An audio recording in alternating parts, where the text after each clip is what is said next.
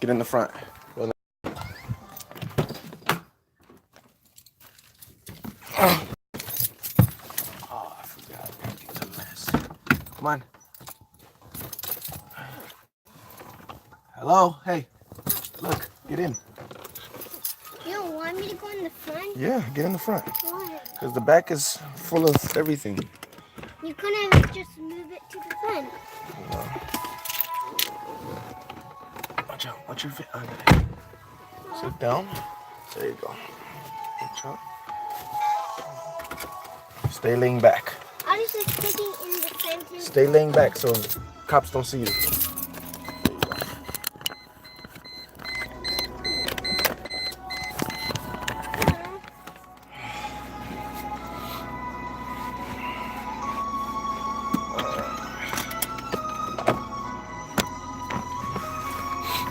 What up, peoples? Shipman RTP. It's called Gang in the Building. You already know what it is. Yeah. You're about to go get some breakfast with my little girl. She didn't go to school today.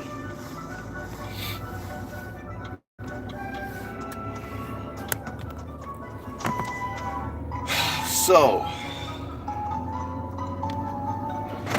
I wanted to come on here because I've been seeing some interesting things. As far as yesterday, we all know that Deshaun Jackson, let me see what that was. Hear me, right? Can you guys hear me? Pretty sure you can. Happy Victory Monday, P. Nash. So check this out, man. So I hear that, we all know that Deshaun Jackson left early. As soon as the game was over, he took off. Was the first person to exit the stadium. Everybody else is shaking hands and everything. Deshaun just went straight to exit the stadium. He was out. He took off so fast to exit the stadium. He was inside the stadium before the refs. He was off the field before the refs got off the field. You know how the refs go inside the stadium because they're leaving whatever, they're going home? Deshaun Jackson left before the refs did. That's how fast Deshaun was exiting the stadium. Now, we already knew about that. Or at least I already knew about that.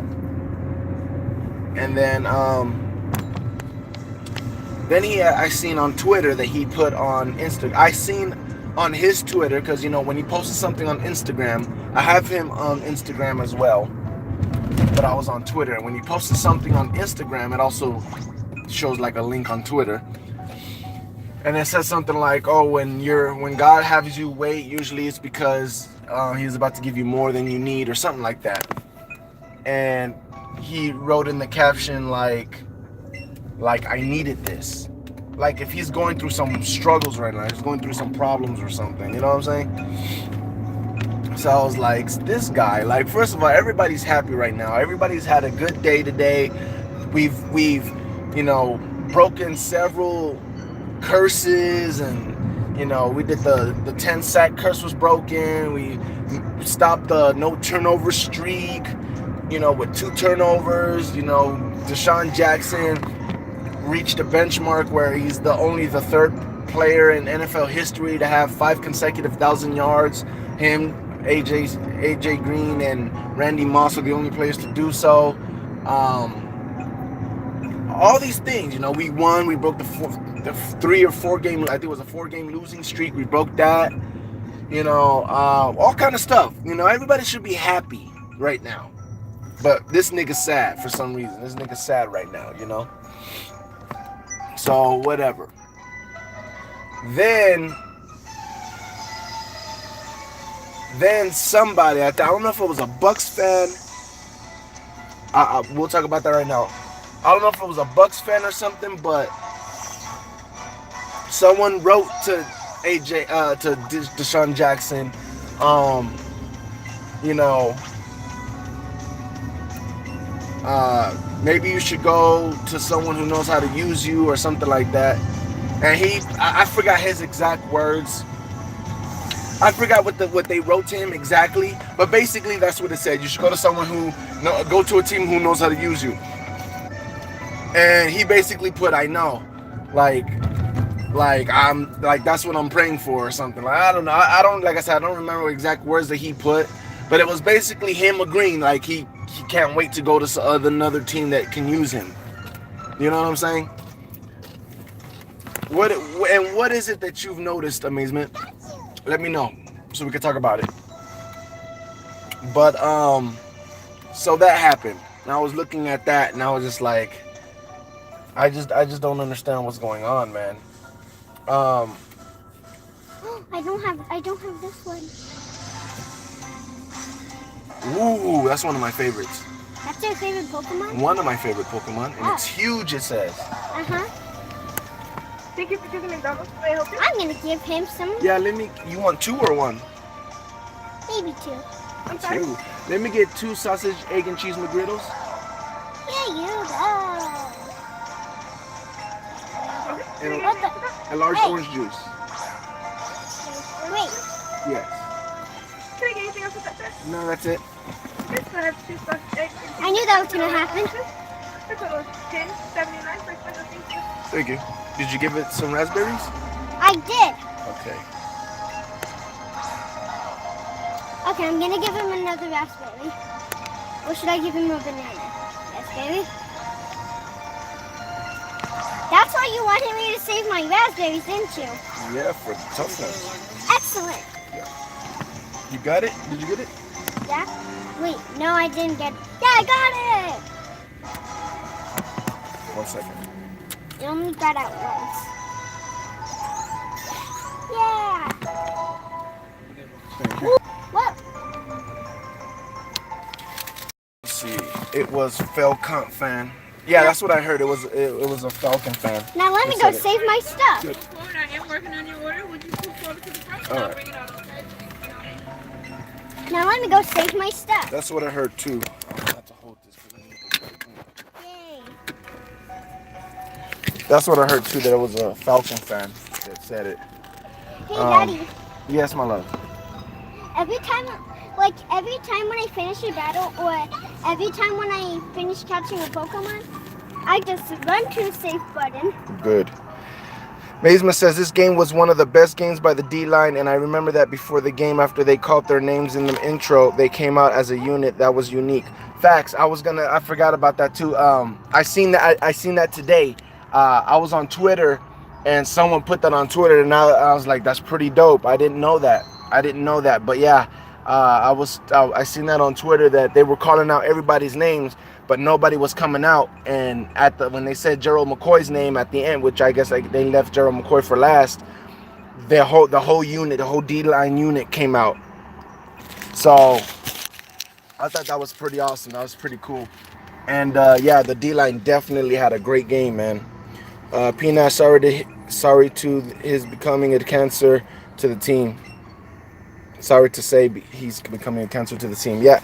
And you know what the thing is? I wouldn't necessarily say a cancer, because a cancer spreads. And I really think he can't spread. Like, I really think I really think he's on the outside. You know what I'm saying? Like, he could be a cancer for a bad locker room, for a locker room that's not strong. But this locker room is pretty strong. And I think maybe last year he might have spread a little bit. But I think this year, I think the teammates have kind of realized this year, like, you know what, you're just not one of us, bro. You know what I'm saying? Like, he's not spreading is what I'm trying to say. Like, he's bad for the locker room. He's not a good teammate. Nice. He's not a good teammate, but I don't think anybody else is falling into that. You know what I'm saying? No one else is being affected by him. Do you think the Bucs should give him the Keyshawn treatment that Gruden did to him? Uh, ¿Tú sabes hacer magritos? yes. Thank you. Hold on to that. Should they give him the Keyshawn treatment?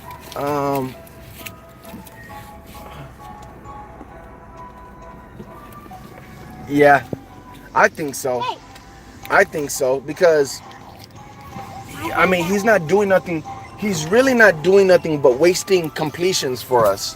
If you think about it, he's really not doing nothing but wasting completions. Every once in a while he'll have the deep threat. You know what I'm saying? But we know Chris Godwin can get and not only do we know that Chris Godwin can get behind the defense, I get behind the defense more than Deshaun Jackson because they wouldn't be as fearful as Deshaun Jackson as they are with Deshaun Jackson.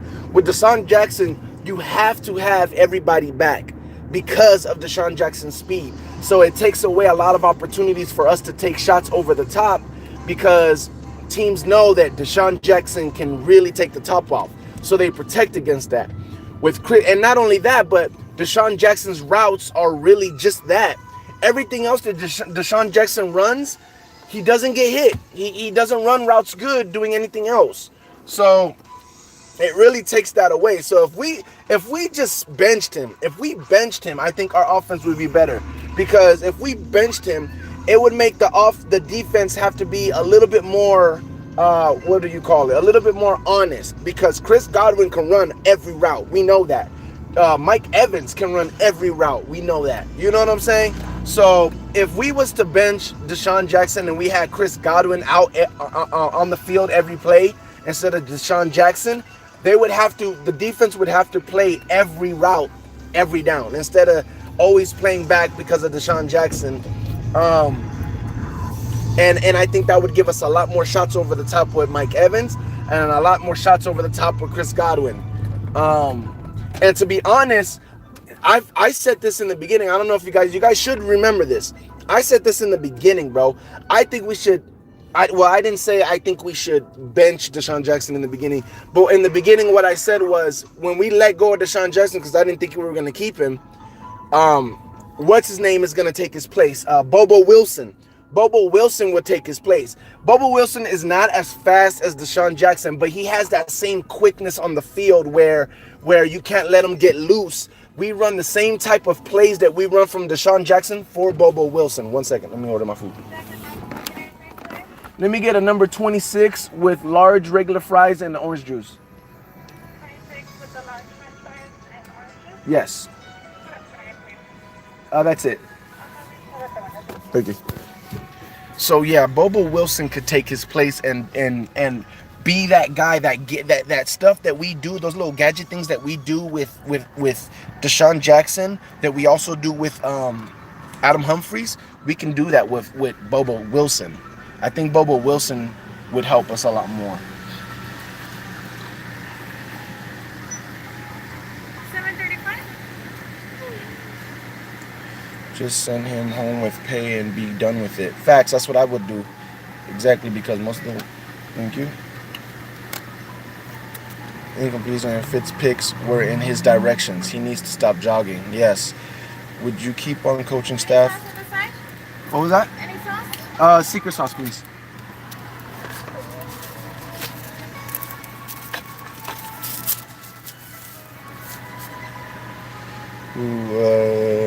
Would you keep on coach staff if Carter leaves, or just clean staff? I got an offensive theory that I'm afraid of it happens. What's your theory? Me, I would love to keep the coaching staff on the offense. The only coaching staff on the defense I'd like to keep is Buckner. That's it. I would love to keep Buckner for the defense line, and I would love to keep everything offensively. Offensively, I would love for Todd Monken to stay as our offensive coordinator. I would love that.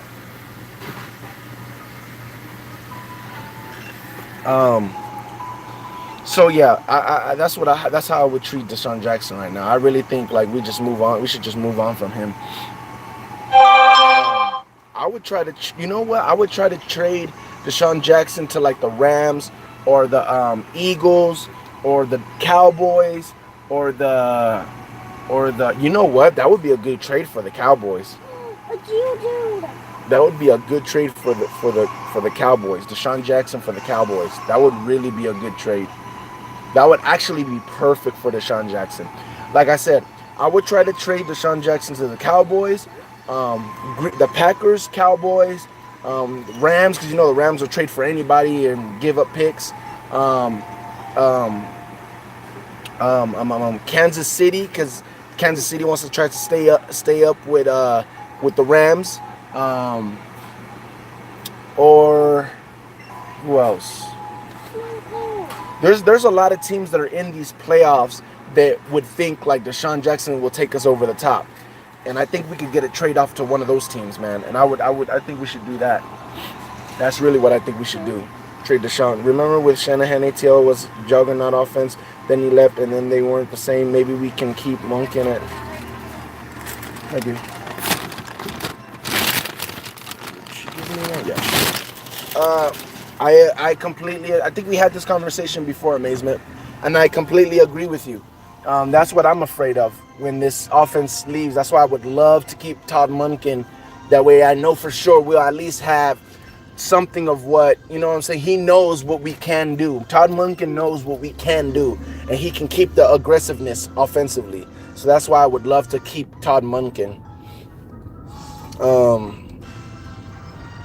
Yeah, exactly. Just how John Gruden kept Kiffin, but for the defense, but offensively, that's exactly. I think we had this conversation.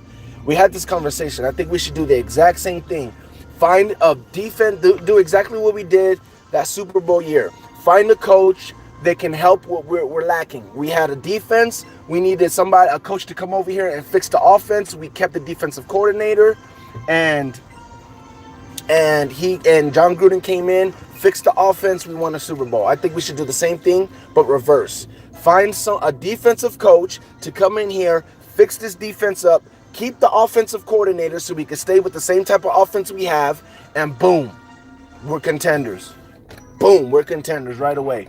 That's exactly what we should do. We've had this conversation before, and I completely agree.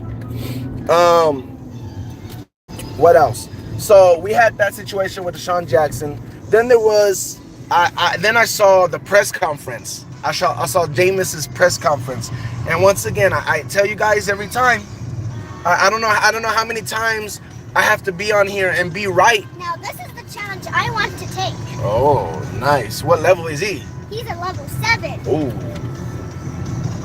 I don't have a team anyways. What was I gonna say? I don't know how many times I have to come on here and be right about my team. You know, just off of vibes, off of interviews. You know what I'm saying? Practices, off of game film. Like, how do I know more than these people that literally get to be in the practices? They get to interview them themselves. All these beat writers. How is it that I know more than them? How is it that I'm ahead of the curve than they are when it comes to this team? It's ridiculous. It's like I have superpowers or something.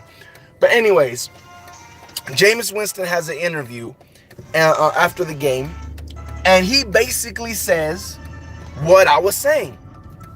He basically said what I was saying, which was that he had to stop trying to do what Fitzpatrick was doing with this offense.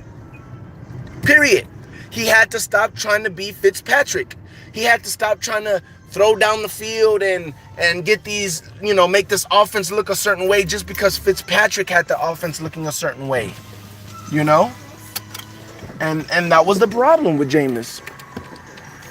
So not only was I right about that, not only was I right about, now it could have been what I said, which was that Jameis seen that Fitzpatrick, it wasn't Fitzpatrick, it was the NFL. It was the NFL, and he's figured out that, the NFL just didn't know what we were doing, and now Fitzpatrick is looking like regular, so now Jameis knows, okay, well, I don't have to try to look like Fitzpatrick, because Fitzpatrick doesn't look like Fitzpatrick no more. So it could have been either that, or it could have been just Jameis actually was like, you know what,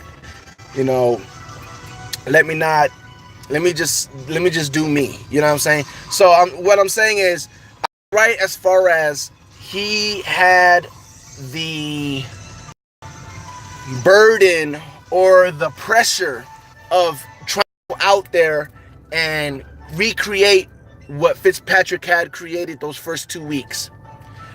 He felt the pressure of that. Now, what I don't know if I'm right about is if it was the 2 games, like I think it was the 2 games that Fitzpatrick had, where he looked regular, that made Jameis say, you know what, I don't got to try to be like Fitzpatrick. I just got to be me because Fitzpatrick ain't that good. Or if it just out of the blue, he just said, you know what, I'm just going to be me. I'm not going to try to do what Fitzpatrick does. Screw all that. So I don't know. I don't know which one made him become the old Jameis, go back to the old Jameis, my Jameis, the Jameis I like. Or, okay, you got to help Daddy. You're going to have to pause that, and you can pause it. Press the X button.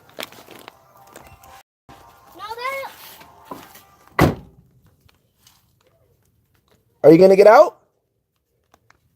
Turn it off. Save the game and then turn it off. Little girl. Kids these days. So, I don't know. Anyways, either way, we know that Jameis is back to normal. And I said that this game is going to show if Jameis is going to come back to normal or if Jameis is just going to be screwed for the rest of the season. This is the game. This is the game. Either he's going to be back to normal after this game or he's just going to be screwed the rest of the season. He's just going to have a terrible season and, we're going to have to find out. Open up the door. What are you doing? Close it. Just close it. Just shut it.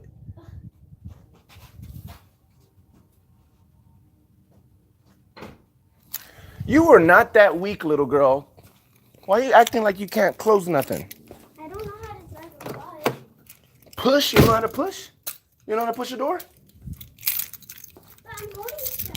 You had a hand. You could push it with one hand. Shh. Go upstairs.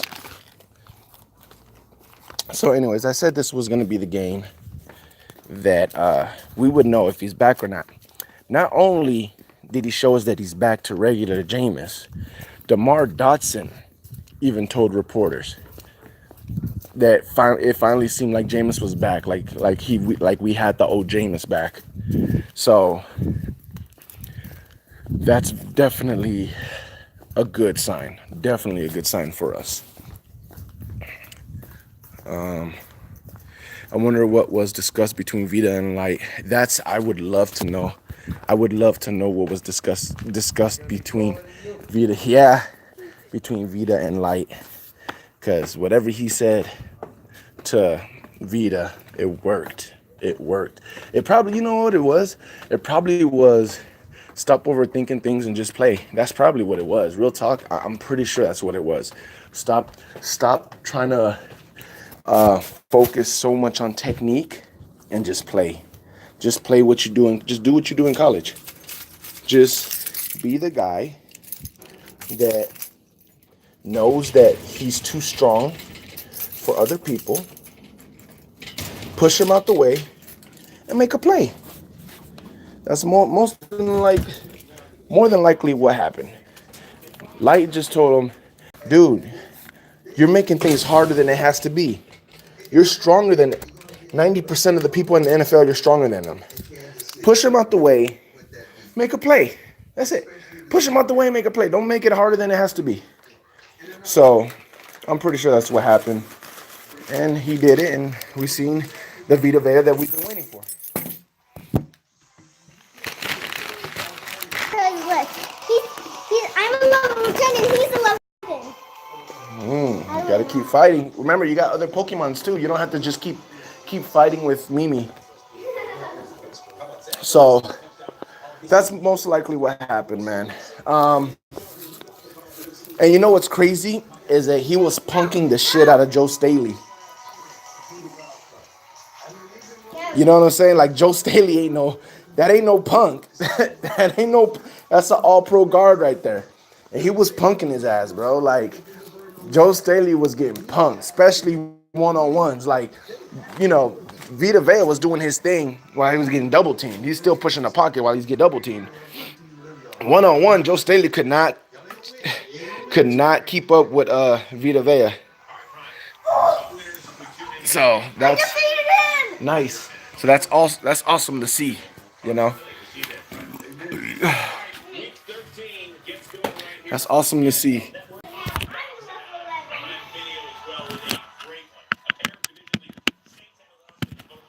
Um, what else? There was some other stuff, man. I've been seeing a lot of things. I've been seeing a lot of things today where I'm just like, we're number one in offense. Um, we're number one in offense, like yards. Obviously, we're number one in passing. In points, I think we're like, I think we're top 10 maybe in points. We might be better than top 10. We might be top 5 in points. I'm not quite sure. Might be like 8, 7 around there, something like that in points. I looked at our scores. Our lowest points is 26 points. The lowest points we've scored is 26 points. Besides that, there's only two other games that we've scored lower than 26 points. I think one was 3, maybe. Was that game against what game was that? Game against Redskins. And there was another game. I think we scored like 16, 14. I think 14. And that was the game against, or it might have been 7, something like that. That was the game against the Bears. Both of those games, we scored our lowest, and that was with Fitzpatrick. So every time Jameis has been on the field, we at least score 26 points. At least. Every time Jameis starts for us. So I thought that was pretty cool to know that we have more offense than the Rams. We have more offense than Kansas City Chiefs.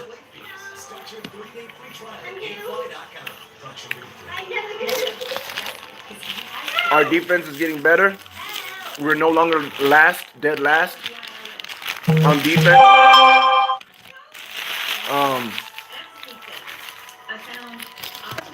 Passing, rushing, total yards, we're no longer dead last. I don't think we're dead last in points either. We might be, actually. Hold on. I don't remember that one.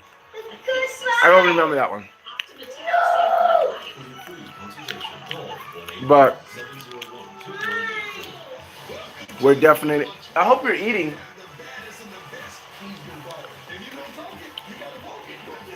But, yeah.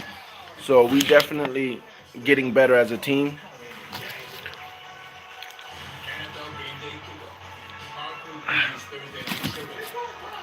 Things are definitely looking better, man. The thing that sucks, man, is we just wasn't consistent, and that was the coach's fault.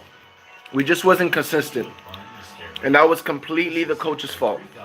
Not buying into the process, panicking about certain things. We weren't consistent because of the coach, our head coach. Our head coach cost us the season.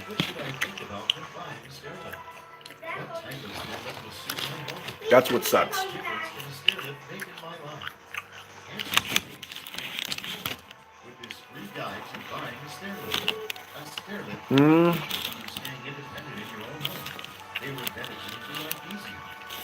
I didn't put no sausage in this. I don't know. But yeah, so. Anything else you guys want to talk about?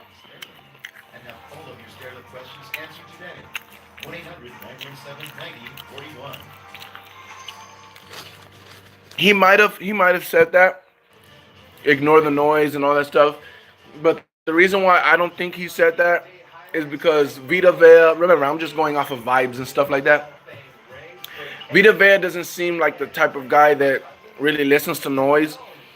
He's not a big social media guy. I got his Instagram. He's not a big social media guy. He's not really one of those guys that listens to social media. And he's like Ali Marpet. He's kind of like Ali Marpet. Like, he has a social media. Ali Marpet doesn't have a social media at all.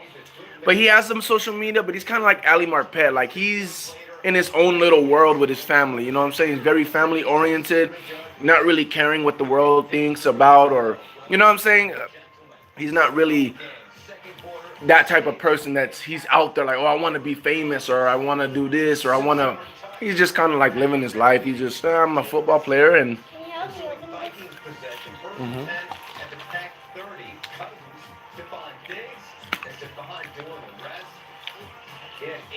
Don't spill it. So I don't really think he's that type of player to listen to it. Like I said, maybe he did say that. I'm just saying, my opinion, I don't think that's what it was.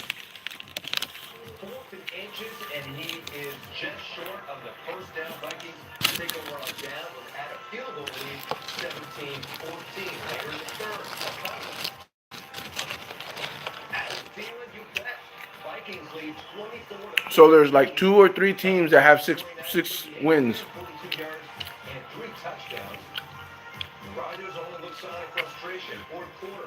My confidence in the Panthers game. It's tough.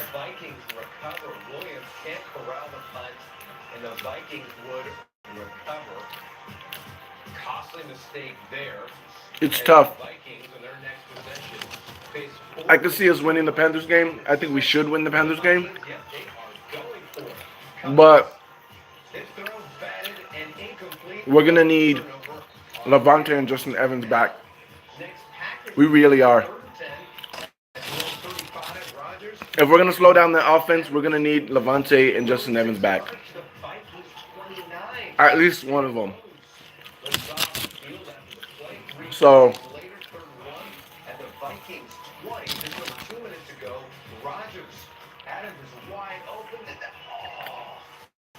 I don't know. I don't know if Davis is okay. I have no idea. I haven't gotten any updates yet. We probably won't get no real updates till tomorrow. But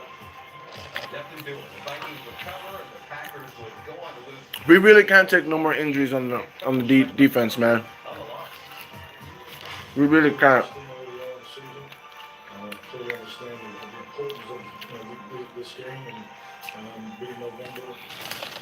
We'll see what happens. My confidence from 1 to 10. Let's say we have Carlton Davis. He's okay. We get Justin Evans back. We get Levante David back. My confidence is about an 8. I would say an 8. We get Carlton Davis, but we don't have Levante, and we don't have Justin Evans back. I'd say it's like a 6. We don't get Carlton Davis, but we got Levante and Justin Evans back. I would say a 7.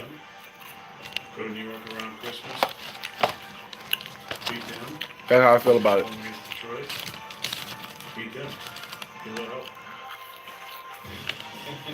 Great soundbite. Now to the Hugh Jackson revenge game. Now a special assistant to the head coach there.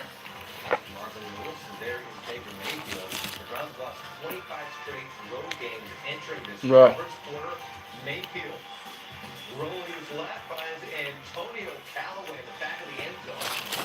Mayfield 8 straight. That's what I wanted to talk about, guys. We got Jameis. We talked about Deshaun Jackson. What's going on with that situation? We talked about Jameis. I was right about that situation. We should be okay at quarterback now. We should be fine. Talked about Vita Vea. Talked a little bit about the defense and the offense, where we're ranking right now, how we're looking.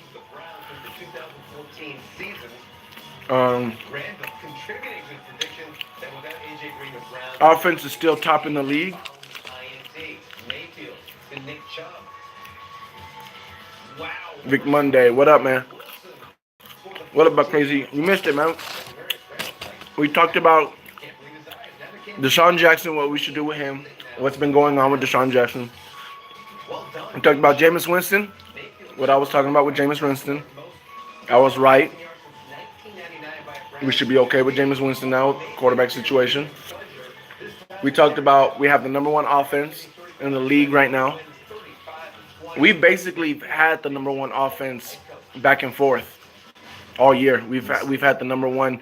I think the lowest we dropped to was number 3. We were number 3 last week after the KC, and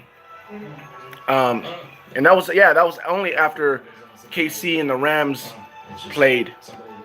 So now we're back to number 1 after we played.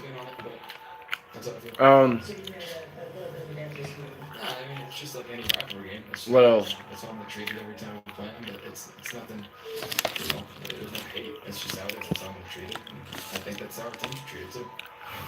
From one rookie to another, Ravens, Raiders, Jackson. We talked about We go right to the third quarter. Ravens coaching staff, what we should do Jackson 11 carries, 71 yards today. as far as Cutter, Munkin, Buckner. Oh, here's another thing. It's very possible if our D-line stays healthy, it's very possible that not only do we get 1 10-plus sack guy, but 3. Very possible. Jerome McCoy has 6. If he could get 1 sack each game, at least 4 out of the 5 games, he can get 10 sacks. If he gets 1 sack 4 out of the next 5 games, he can get 10 sacks. Nassib has 5.5. Nassib is very capable. We've seen it. Nassib is very capable of getting 2 sacks a game. If Nassib could get 1 sack a game or have a game where he has 2 sacks, he can be a 10-sack guy at the end of the season. So it's very possible we could have a second or even third 10-sack guy this year. That would be dope. Because I speak truth. What are you talking about? You were talking about us having 3 10-sack guys? You were talking about how beastly our D-line is? Mm-hmm.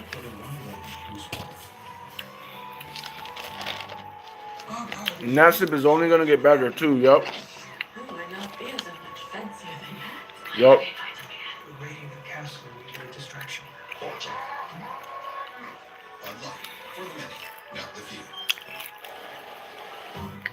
And the thing with Nassib, it's all motor, bro.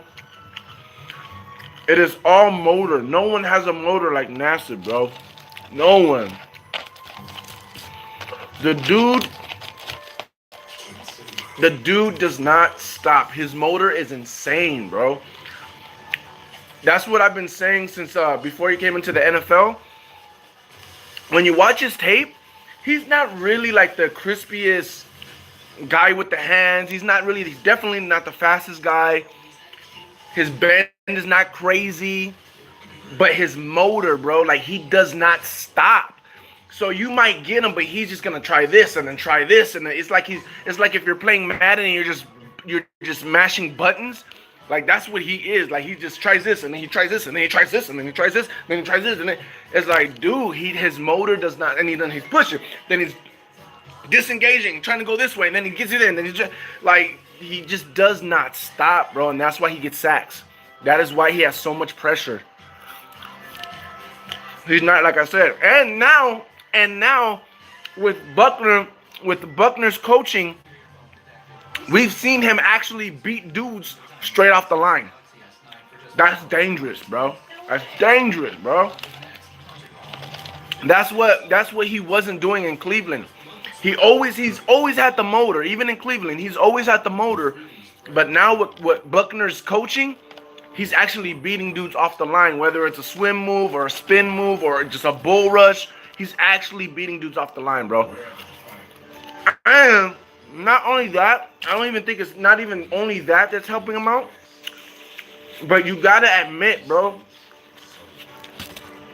we've never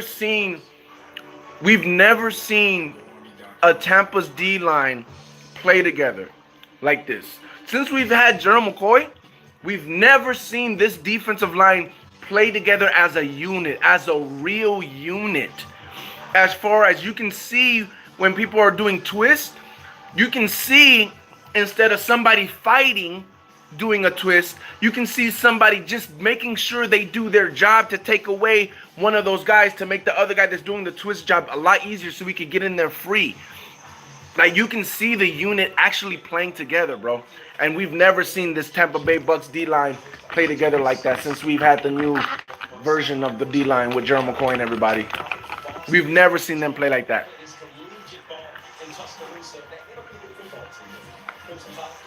I'm lying. Let me take that back.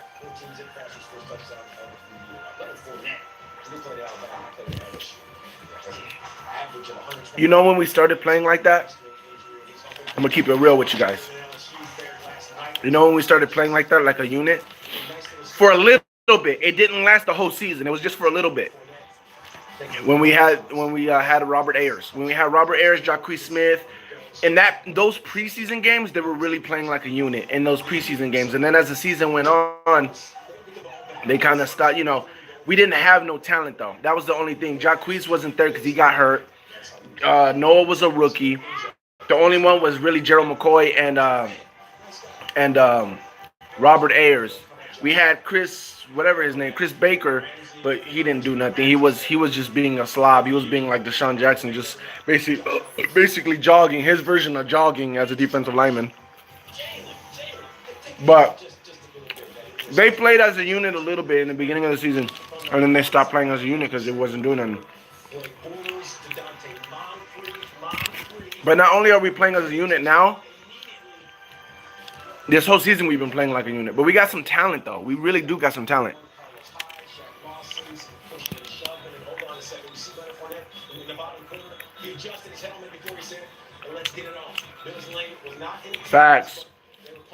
Facts, amazing. We could have 3 1,000-yard wide receivers, yup.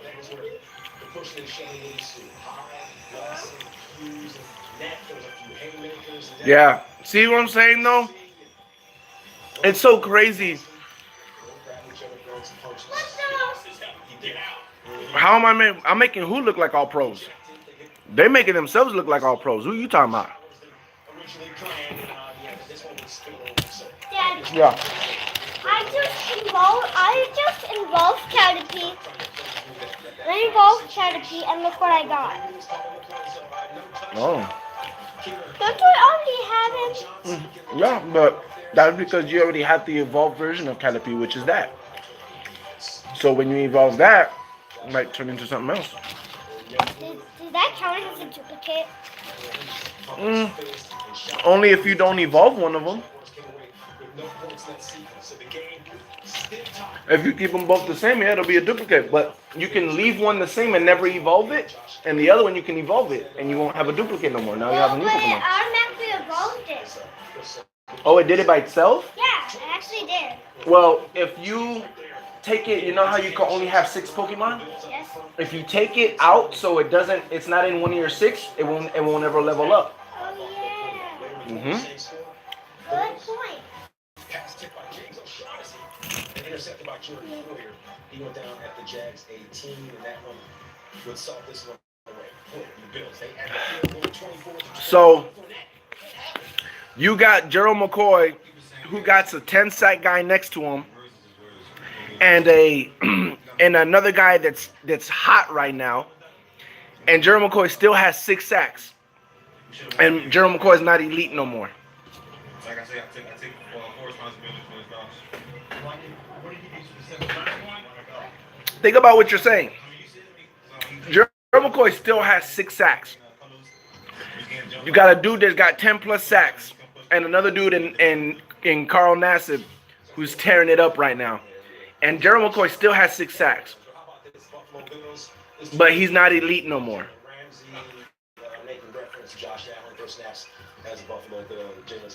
So because he doesn't have a fourth quarter sack, he's not elite. How dumb do you sound?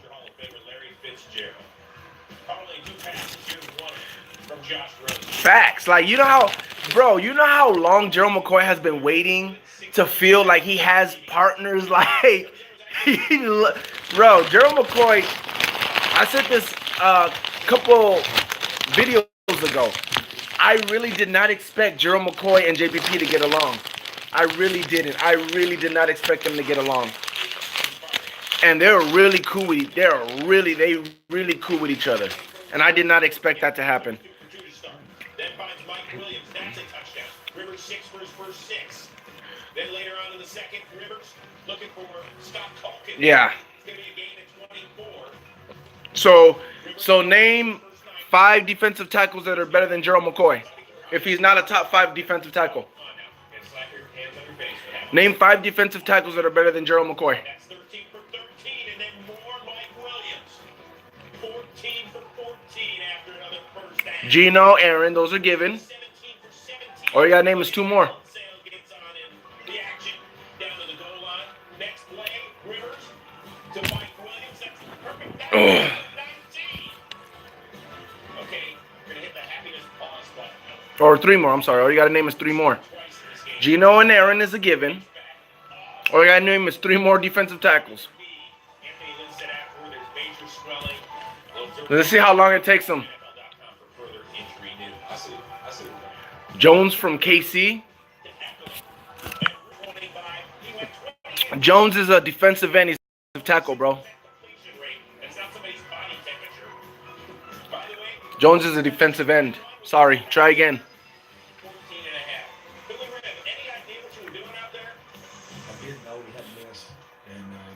The guy from Jacksonville with 18 sacks. There's no guy from Jacksonville with 18 sacks. Because Aaron Donald leads the league with 14. So now you're talking about last year, guys. So now you're just picking years. Now you're just going to this guy and going to this guy. When Gerald McCoy is constantly on the top, you're just going to go around picking guys that had a good year, one good year, and one good year. This is why you're a joke as a fan. This is why you're a joke. You don't even know who you're talking about. You just said a guy from Jacksonville that has 18 sacks. Come on. Because he had one good year, once again. I said Gino and Aaron because they constantly are up there with Gerald McCoy. Not even Ndamukong Suh is up there with Gerald McCoy every year.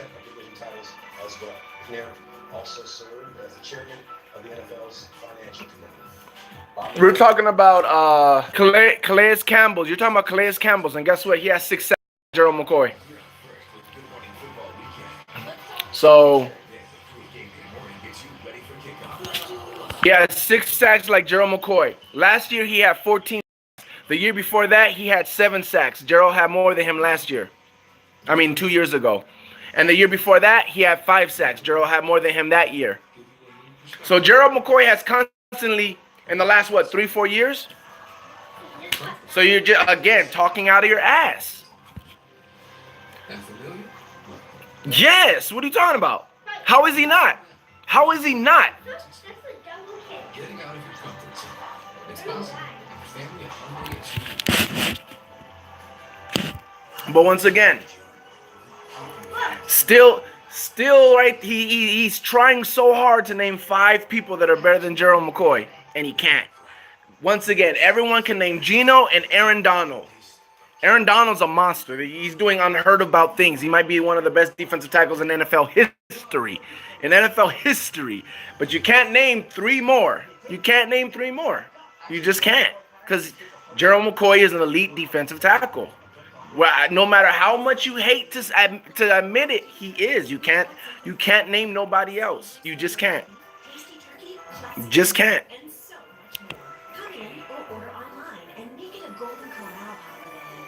You haven't named 3 others since you named Gino and Aaron Donald. You haven't named any other.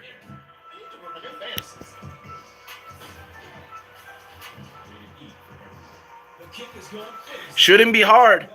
If you know that Gerald McCoy is trash and you can name other people that are better than him, it should not be hard. You shouldn't need to look up. See, this is the thing. You're saying, "Oh, I'm driving on the blah blah blah blah." I can't. What you're saying is I can't go look it up. I can't go look up stats to find out who's better than Gerald McCoy. You should know already. That's your problem. You're saying Gerald McCoy isn't elite. There's other people that you can name 10 people that are better than him. You shouldn't even need to go and look up any stats. You should just know off the top of your head. But you don't, because you're just talking out of your... This is what you do. This is your fanhood. You just exposed yourself once again. This is why RTP loves having you on this channel. Because you basically... what's the word I'm looking for? What's the word I'm looking for? You basically... Hold on.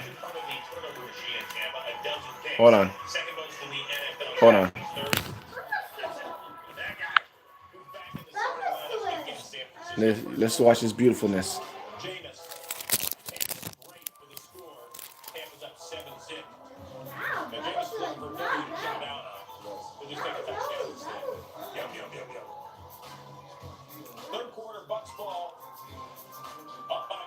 Just beautifulness.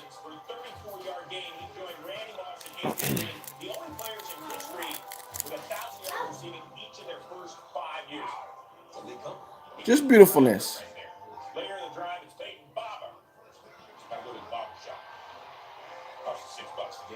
Just beautifulness.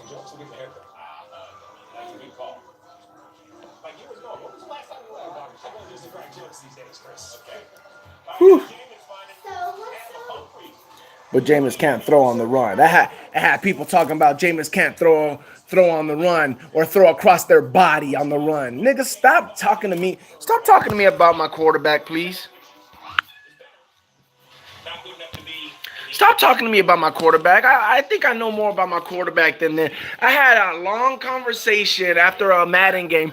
Oh, Jameis can't throw. No quarterback can throw across his body. Or, oh, well, how good is Jameis throwing on the run? And I'm like, bro, Jameis is has the best quarterback stats in the league over Tom Brady, over any quarterback in the league while throwing on the run. Nobody throws on the run better than Jameis Winston. In the NFL, nobody throws on the run better than Jameis Winston. Period. Anyways, the reason why I leave this guy, Mr. CDL, on here most of the time is because I had the word right there. He represents, there you go. I don't know why I couldn't think of that damn word. He represents like 80% of the Buck fan base. He literally represents 80% of the Buck fan base, because 80% of the Buck fan base talk stupid like that, just retarded, and they don't know what they're talking about. They just talk out of their butts. They don't really know what they're talking about. You know what I'm saying? It is what it is. Rodgers does it. Go look it up. No one throws better than Jameis on the run. Nobody does. Monkey. It's a monkey. Ooh, nice. Oh, wait. Why are you using that one? No. Oh, because I was catching one with the yellow one earlier. No, the other color ones are stronger Pokeballs. Those are special ones. I know. Go back to your bag. Okay. No, that's because I was catching. Let me see your bag. I was catching a hard one earlier. Okay, let me see your bag. It was her money. I just helped her get it sooner. And now Okay, so only use these, like, see this one's red one, right? Only use like the yellow and the blue ones if you're trying to catch a Pokemon that has an orange or a red. Okay? Because those are harder to catch, so you got to use the better Pokeballs. So do I just use this one? Yeah, if it's a yellow or a green circle, just use the regular Pokeballs. Okay. catching a hard one earlier. Okay. Before that. Okay. Anyway, so yeah, what were we talking about?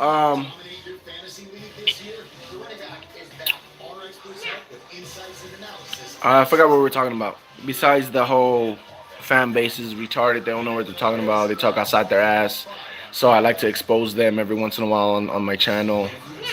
Besides that, yeah, that's what we're talking about. Sacks. So yeah, Nassib could very well be a 10-sack guy. If he balls out these next 5 games and gets a sack each game, or even gets has 2 games where he has 2 sacks and has 1 more game with 1 sack, he can be a 10-sack guy. If Gerald basically has 4 games where he has a sack, it's another 10-sack guy. If he could get a sack 4 out of the 5 games, another 10-sack guy, man. So yeah, man, we can do this. It could happen. We could actually have a two. What is it? A 10-plus sack guy. Two 10-plus sack players on the D line. Going from haven't had one in years to 2. And people want to talk about, oh, you're like, what did you do? How did your D line get better? Like, but my D line's not good, huh? But my D line ain't good, huh? Yes, sir. Yes, sir. Yes, sir. Yes, sir. I love it. I love it. Now, all that, this is all like proving haters stuff wrong. You know what I'm saying? Which is fun for me. But then when I sit down and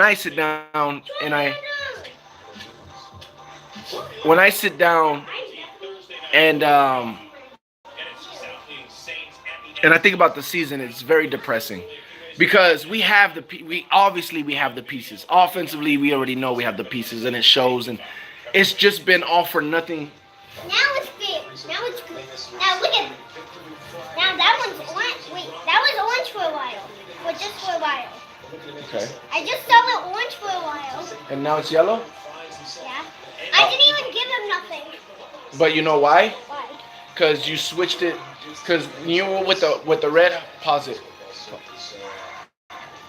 How do you pause it? Before he runs, pause it. Do I turn it off? Just pause it. Yeah, there you go. Before, when you had the regular Pokeball, it was like orange because. Well, be careful. Oh, you clicked it. You went away. You ran away. Ah, come on, that's not how you pause it. You clicked on it. That's why. When you set it down, you clicked yes, and it made it go away. When you had the regular Pokeball, the red one, it was showing you that it's orange because it's gonna be hard to catch it with that one. But when you switch to the other Pokeball, it went to yellow to show you that it'll be a little bit easier to catch it with that one. Did you get what I'm saying? Yes. So let's say you didn't have any blue ones, right? And you only had the red ones, then you can give it raspberries or whatever to make the color change so it could be easier. Or if you had the blue one and it went to yellow, you could give it raspberries and then it would go to green because it's easier with the blue one, right? See what I'm saying? That's how it works. I think I know where I got the great balls from. What? From battling, probably. Yeah. Yeah, I probably got them from I don't know. What games do we have left? I think we played Dallas, right? Dallas might be the hard. Well, maybe not. Dallas's D line's not that good. I mean, O line's not that good this year, huh? Oh, that's an answer. I guess I could have to find another town near there. Could be the Saints. Could be the Saints because you know Drew Brees throws that ball real quick. It could be the Saints. Probably could be the Saints. It's either going to be the Saints or the Panthers. Honestly, it's either going to be the Saints or the Panthers because the Panthers, they play very, very misdirection. They let go of the ball quick. A lot of check downs, and it's Cam Newton. You know. So we got some tough games. Panthers, Saints, because Drew Brees let go of the ball, and they got a good O line. So Drew Brees lets go of the ball fast. And the Cowboys might have a good O-line still. I believe they don't have a good O-line. I mean, it's not bad. They don't have a bad O-line. Well, that experiment might be over. That experiment might be over because Flacco's definitely going to be better by then. It just depends. Is Lamar Jackson balling still? Or I don't know if he's been balling, but obviously he's got 2 wins.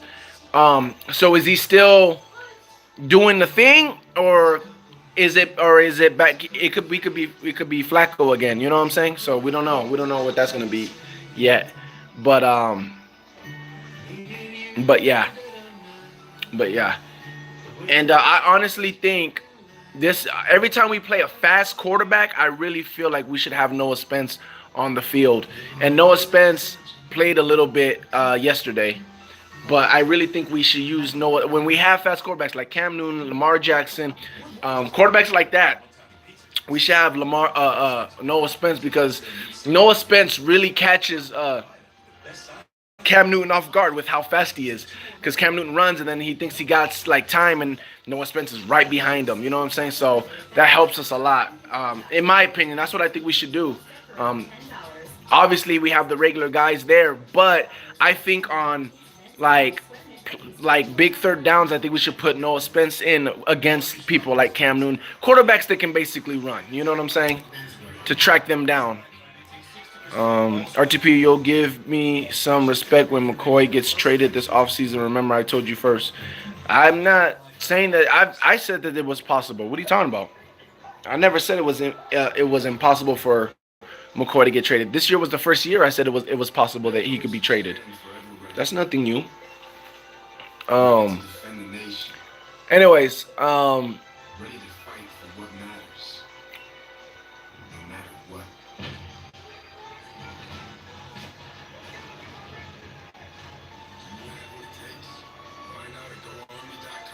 Huh. You're probably wondering how high Jonathan Jones got here. Sorry, I was looking at some commercial stuff. But yeah, I don't know, man. I just one game at a time. Reaches back in time to make a catch. This Panthers game, we can win this Panthers game. Like, obviously we can win this Panthers game, man. We just need to get healthier on defense, man. It's gonna be a big week as far as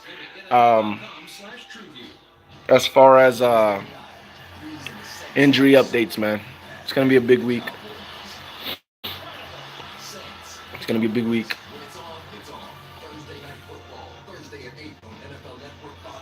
And it's like everybody that plays the Saints, I'm just hoping the Saints win out. Because I'm hoping the Saints help us get in the playoffs, man. I know it's a very, very, very it's very unlikely we get it, but if there was a chance, which mathematically there is a chance, we're gonna need help by the damn Saints. We're gonna need help from the Saints.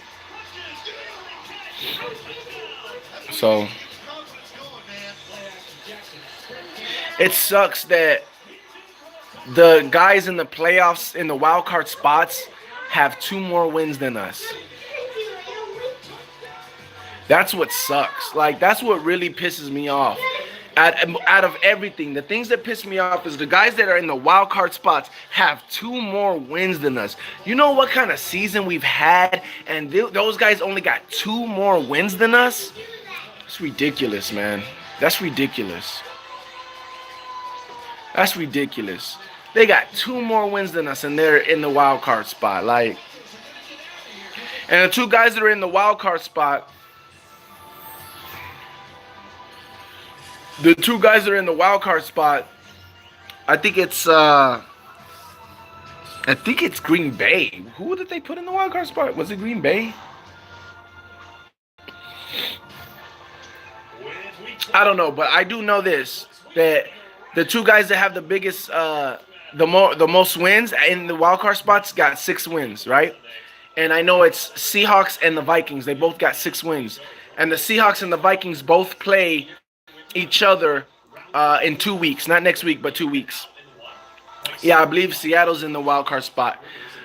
But they had somebody in the wild card spot that only had 5 wins, and that was because they had a tie. So I think it was Green Bay that was in the other wild card spot because they have a tie. I don't. You know, uh, the Glazers rarely fire anybody in the middle of the season. Um, they really don't fire coaches in the middle of the season. They always wait to the end of the season, so that's why. It's not surprising. We just don't coaches in the middle of the season. We just don't do that. Um, but what was I saying? Yeah. So the Packers are actually in the wild card spot because they have less losses. So um, yeah, the only two teams that have 6 wins are there's actually 3 teams I believe that has 6 wins, and it's Seattle, Vikings, and Panthers. We play the Panthers this week, so we control our own destiny when it comes to the Panther situation. Um, Seattle and Vikings play each other in 2 weeks. Uh, Vikings still have to play Chicago, I think, in the last week. Seattle, the only one, I think Seattle pretty much got it. They got a pretty easy schedule. I think they got one. They got one tough game. I think I looked at it. I looked at it, and I think they have one tough game. And besides that, they should be able to win out the rest of the season. Seattle, that is. Vikings, on the other hand, I believe they have to play the Patriots this week.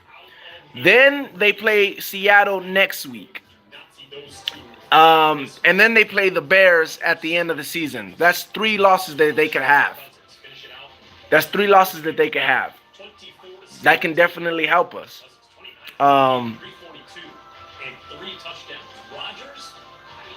I mean, like I said, it's very, very. Mathematically, we're not out yet, so. As we kind of try to figure out here, what's going wrong with this Packers offense? Ran the ball pretty good last night. Aaron Jones, 72 yards. But it seemed like the Vikings found the formula, right? If you can rush with 4, cover with 7, you're in pretty good shape here, DJ. Yeah, it's a numbers game. And when you go back and watch this tape and break it down, you'll find out they only brought an extra rusher, a 5th rusher, 3 times in this entire game. They just got all the work done here. You said we wasn't winning another game last time, CDL. You said, dude, we're not winning another game. You said that like last week, and we won today. We won yesterday. The East loser can affect them too. The East loser. Why is Dirk? I still read that. Against the Packers, you've got 7 in coverage, and if it's not open, you just don't have any time here because don't beat 49ers. 49ers, LOL.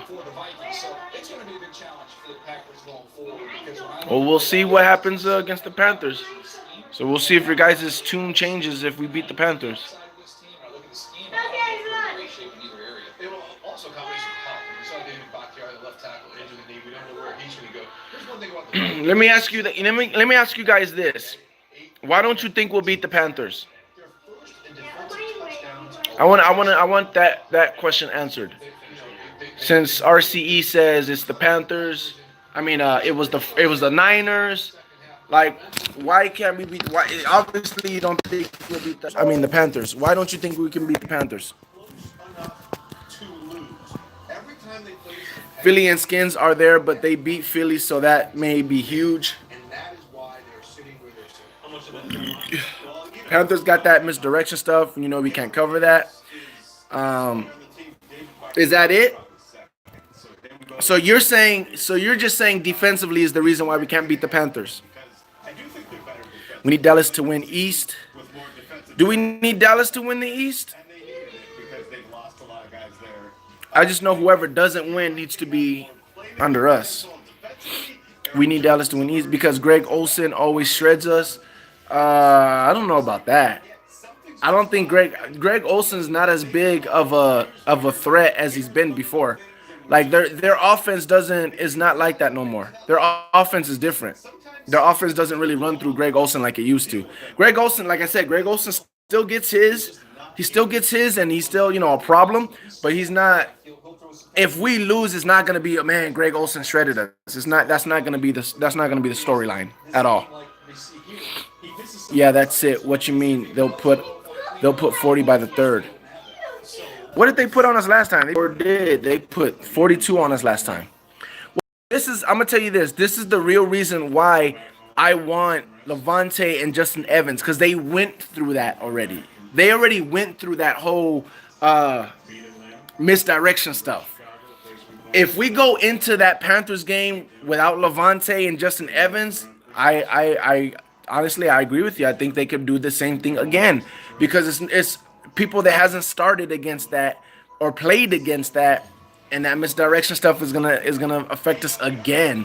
So, but then again, they did so much misdirection in that first game. They might not do as much this game. They might. I don't know. I don't know what their game plan is gonna be. I don't know. So that's why it's very hard for me to gauge this game until I really know who we have starting.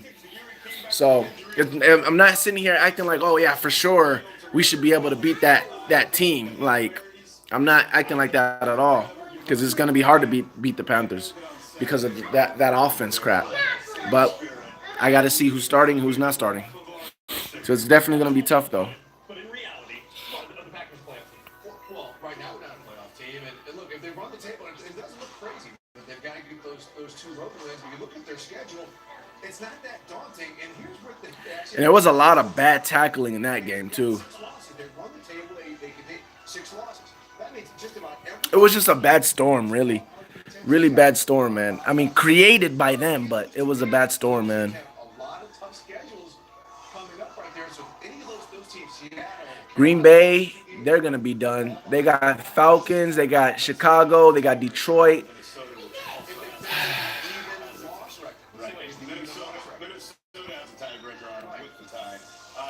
I believe it's possible, but at some point you got to go, yeah, those games, it's like, oh, they should win that one. Well, they haven't been winning those games. We think they Yeah, exactly. Are they going to the playoffs? Are they not? See, that's the difference.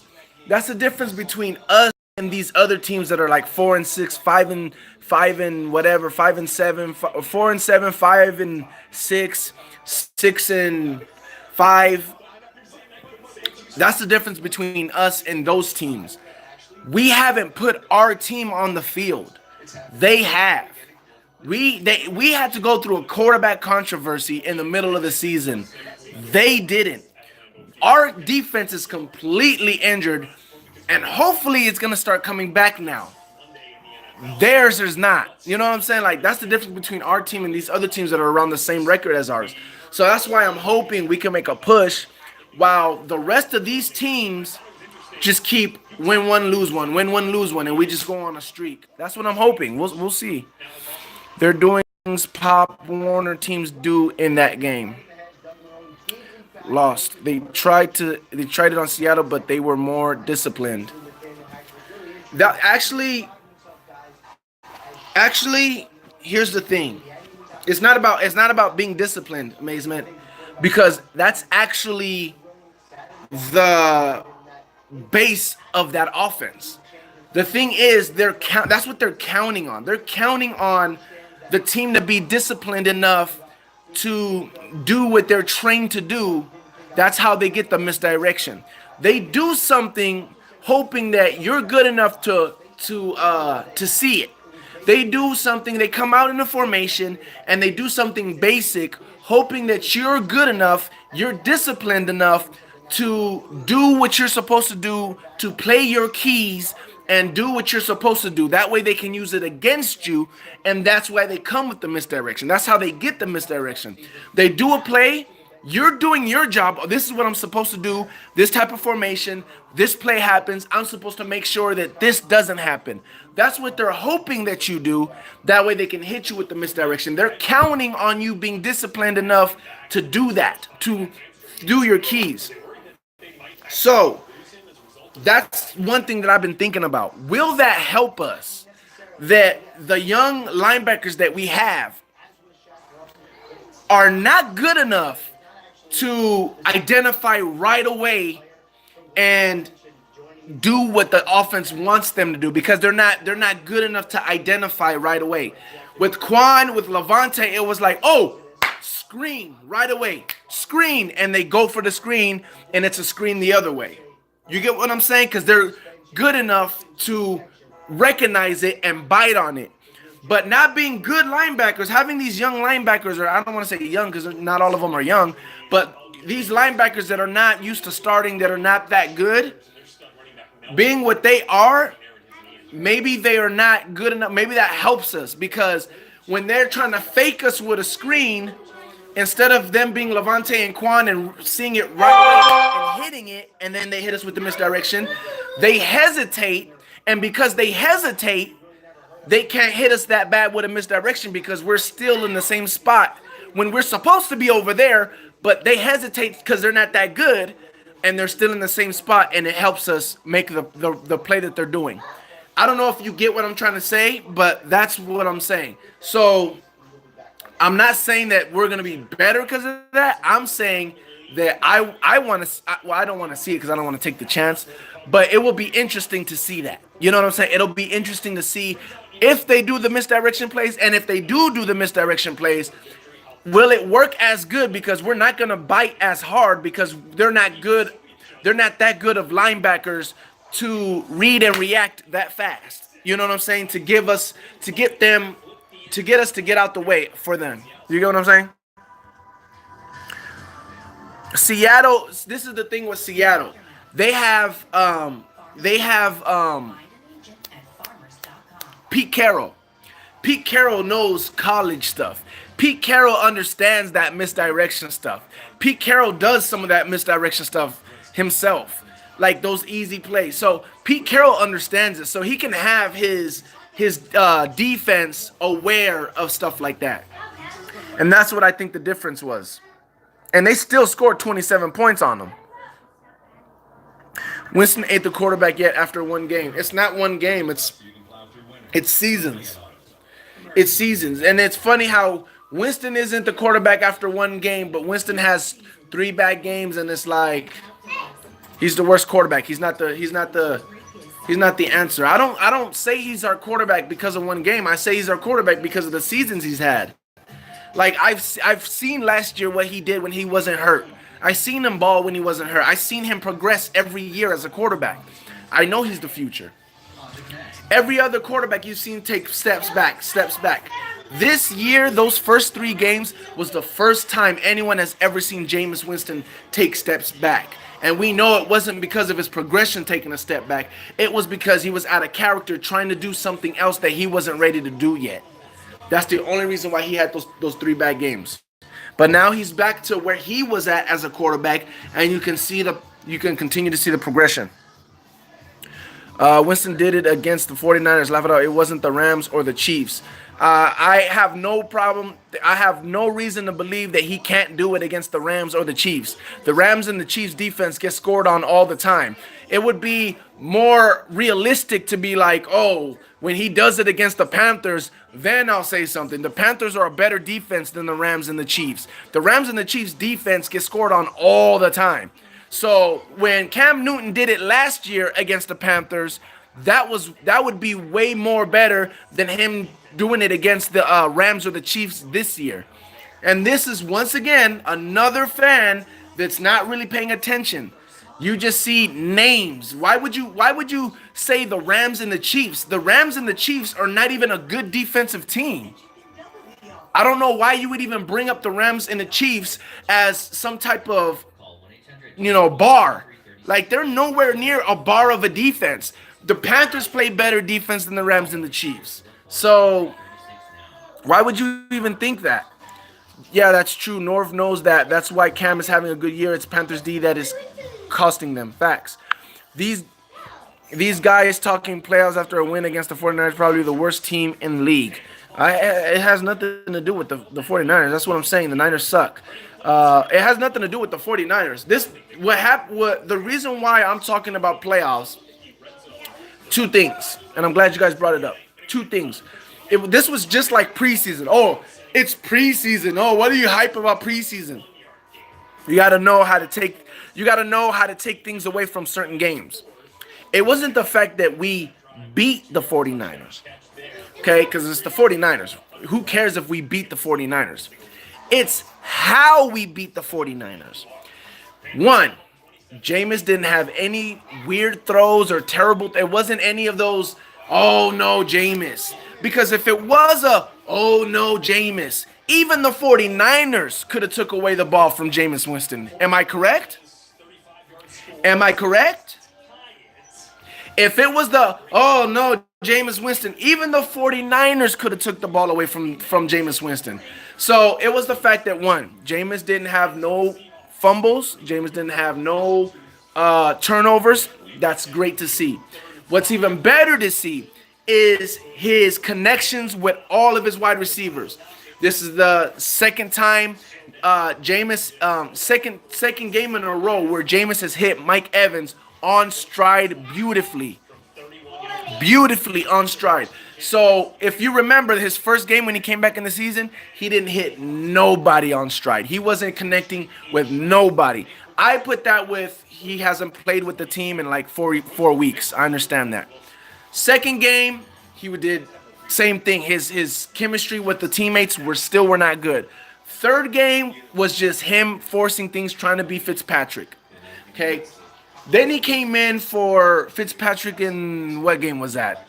The Giants game. Came in for Fitzpatrick. His chemistry with the teammates was beautiful. Came in this week.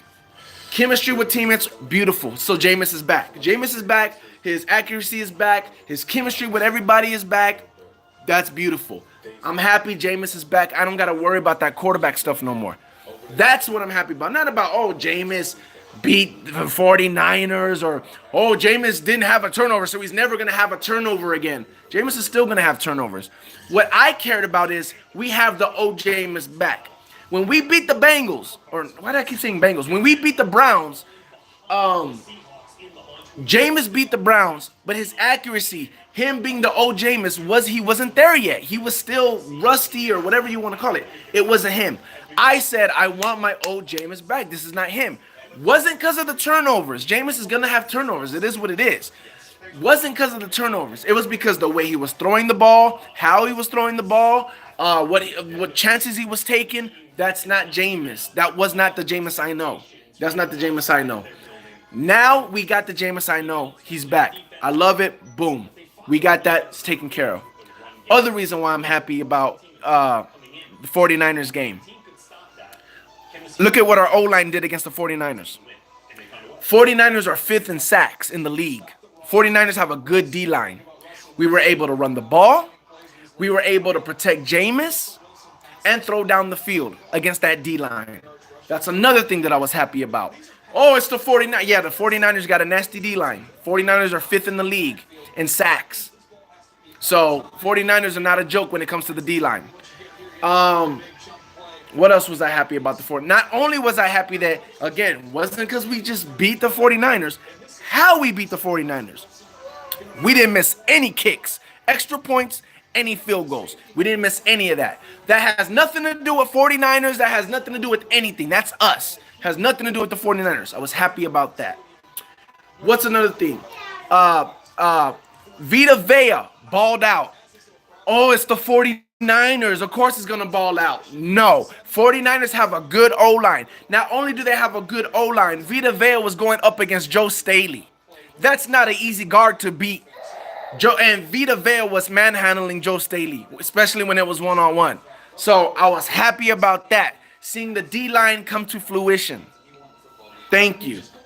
The only thing that you can't take away from that game is our secondary. We held them under 200 yards passing-wise. We can't really take credit for that. We can't really sit there and say, like, yeah, we did that. That was us. We can't really take credit for that. It was more D-line than anything. But if you don't give your D-line respect because of what they did against that O-line, you're crazy. You don't know football. If you don't give Jameis Winston his respect for being back to Jameis Winston, you don't know football.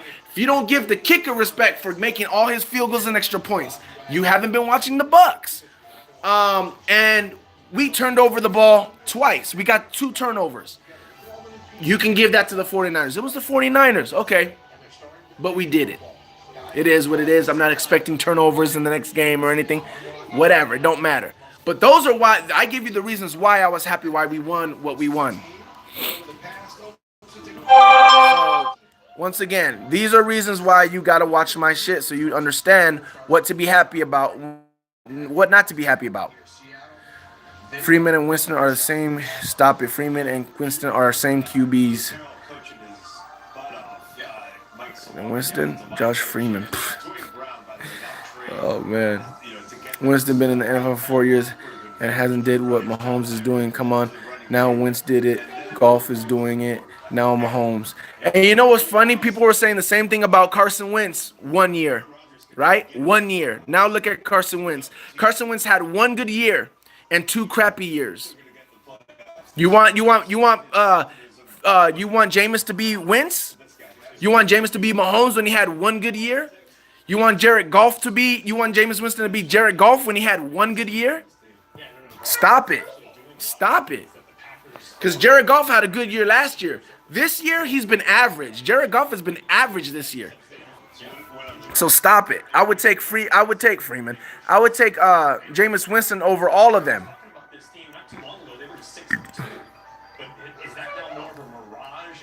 Sounds like Tebow to me. That whole Tebow argument. Can Tebow go 25 TDs and 4 interceptions? Oh, you want to argue stats when it suits your argument. I'm all about stats. We know that. And Winston is nothing but a turnover machine, worse in the league since 2015. By far, too. Nobody close. Haha, rookies has done more than that Winston has did for us. It's, again, 1 year.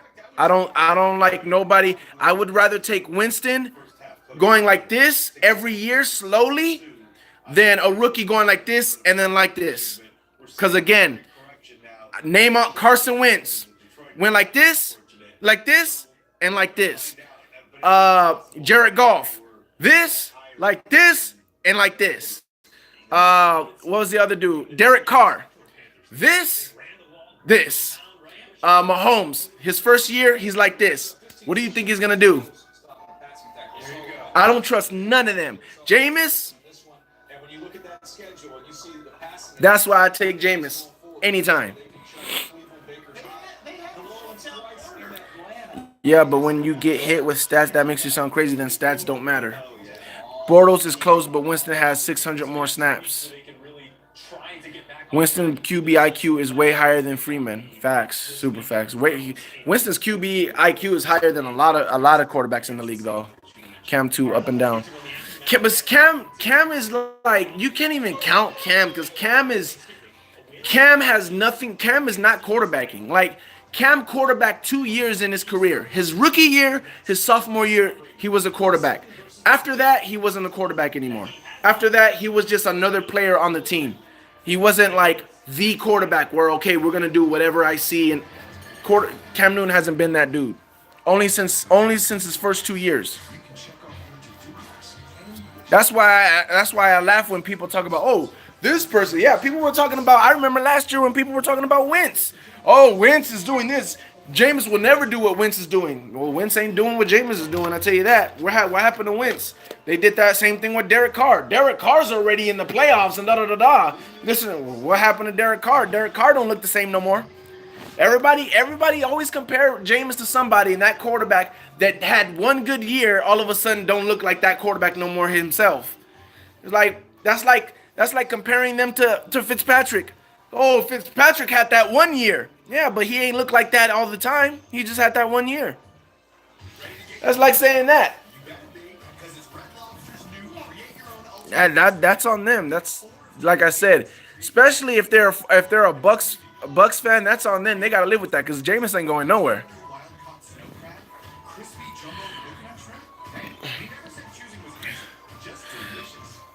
You're not talking football though. You're not talking football though. That's not a valid argument. You're not talking football. You do know that Aaron Rodgers has the same record as Jameis Winston, right? You do know that, right? Aaron Rodgers and the Green Bay Packers have the same record as Jameis Winston and the Buccaneers. You do know that, right? You do know that, right? You do know that Jameis Winston is 2-2, right? You do know that, right? And Fitzpatrick is 2 and 3, 4, 2 and 2, 2 and Maybe you weren't always sure which Giants, Steelers, ready for the next 12. Giants, Steelers, Redskins. 2 and 3. Fitzpatrick's 2 and 3. Jameis is 2 and 2.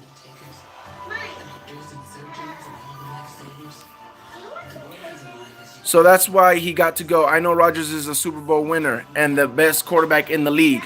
But if he's the best quarterback in the league, why does he only have four wins?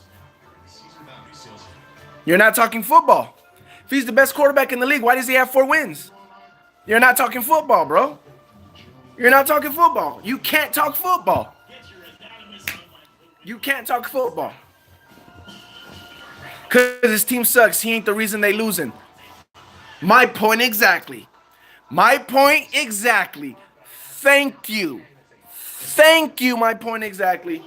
My point exactly. Oh, Winston's the reason why we lost? Really? Because I thought Winston came in against the Giants and was 4 for 4. 4 drives, 4 touchdowns. But Winston's the reason why we lost? Really? Okay. Winston ain't ever had a game where he put... Matter of fact, hold on. Green Bay got 2 games where Aaron Rodgers put up 17 points and another game where Aaron Rodgers put up 20 points. Jameis Winston hasn't had a game where he put up under 27 points. Let me say that again. Jameis Winston hasn't had a game where he put up under 27 points. Aaron Rodgers has put up 17, 17, and 20 points. But Jameis is the reason why we're losing? Are you sure about that? Jameis came in the Giants game and went 4 for 4. 4 drives, 4 touchdowns. But Jameis is the reason why we're losing? There was only one game that Jameis cost us. That was the Bengals game. End of story. One game. That was it. My point exactly. You can't talk football with me, bro. You just can't. You can't. You can't sit here and say, oh, Jameis hasn't taken us to the playoffs. And then when we talk about Aaron Rodgers, you say, no, it's because his team sucks. And then say, but Jameis is the reason why we're losing these games. Aaron Rodgers is not the reason why they're losing. Jameis is the reason why we're losing. But yet Jameis has put up more points than Aaron Rodgers. Jameis hasn't had a game where he put up under 26 points. Aaron Rodgers had 2 games, including yesterday's game, where he only put up 17 points. And he's had another game where he put up 17 points. Then he had another game when he put up 20 points. So you're telling me that Jameis consistently comes on the field and scores Aaron Rodgers, outscores Aaron Rodgers every time he's on the field. But for some reason, Jameis Winston is the reason why we're losing. Can't talk football, bro. Can't talk football, bro. Bengals, Winston lost. Again, Bengals is the only game you can say is the reason why Winston lost. The only game. You don't ever get an easy win. You got to always fight for every inch, every guy. So it's just a good, solid team win overall. Could you speak to your rookie running back, Sonny Michel, had a massive day of finishing runs like. And we just got our first turnover in 8 games. What does that translate to? Again, you're making my point, Mr. CDL. You're making yourself look dumb. Because you want to talk about how bad the defense is, but Jameis can't control the defense. So again, how is that Jameis losing the games? Even Aaron Rodgers gets turnovers, right? Even Aaron Rodgers' defenses give him turnovers, and Jameis Winston still outscores Aaron Rodgers. You gotta talk football, bro. You gotta talk football. I would say it's a waste of time, but I do get satisfaction from exposing and being right. So that's the only reason why I always do it, Amazement. That's the only reason why I do it.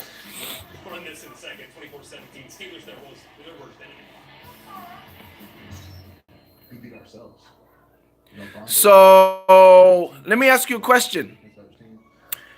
How many times did Patrick Mahomes turn over the ball against the Rams? How many times did Jared Goff turn over the ball against the Rams? I mean, against the Chiefs. I'll wait. I'll wait. We'll absorb this and what comes with it. Okay, so I'll wait. they put up huge numbers on offense, but Steve, once again, Yeah, it's a lot different when you have to constantly throw the ball. When the ball is constantly in your hands, huh? Mm-hmm. Oh, yeah. It's a different ball game when you constantly have the ball in your hands. You're bound to get some turnovers. When you throw the ball as much as we do, you're bound to get some turnovers, bro. Even the great Patrick Mahomes turned over the ball 3 times, huh? Yeah. Fumbled the ball for a touchdown. Yeah, it happens. It happens. It's the NFL. Telling you this, bro. There's nothing. I don't know why you continue. Why you like getting smacked around? That's what it is. You like getting smacked around, bro. Like serious. I don't know why you like every time you try this. Like everybody that was a Jameis naysayer had what? One week of I told you so.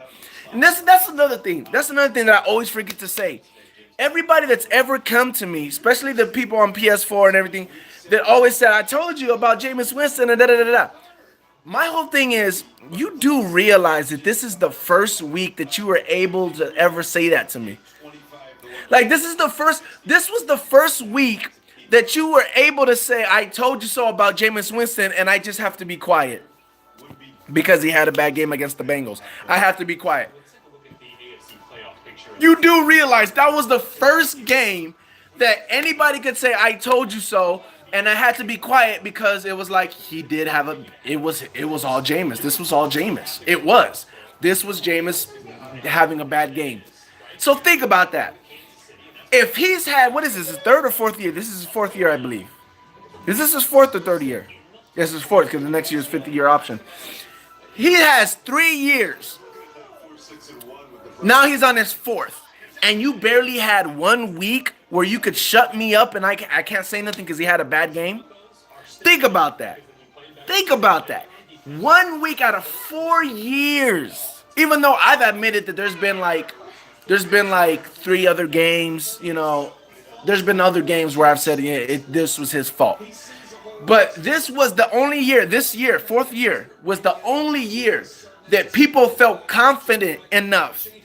Jameis had a game bad enough where people were confident enough to say, see, he's a bust. Think about that. Out of 4 years, only 1 game people had the confidence enough to say Jameis is a bust because of 1 game. That's a good quarterback. If you can't say that all the time and you got 1 game out of 4 years, I think he's doing okay. And even that, this 4th year has a big asterisk on it because of what Fitzpatrick did in the first 3 games. Come on, bro. Like, I don't understand why people try. Why do people try this with me? I don't understand it. I don't understand it. Never get credit, don't waste your time. 14. Winston hasn't played bad since rookie game against Mariota. Facts.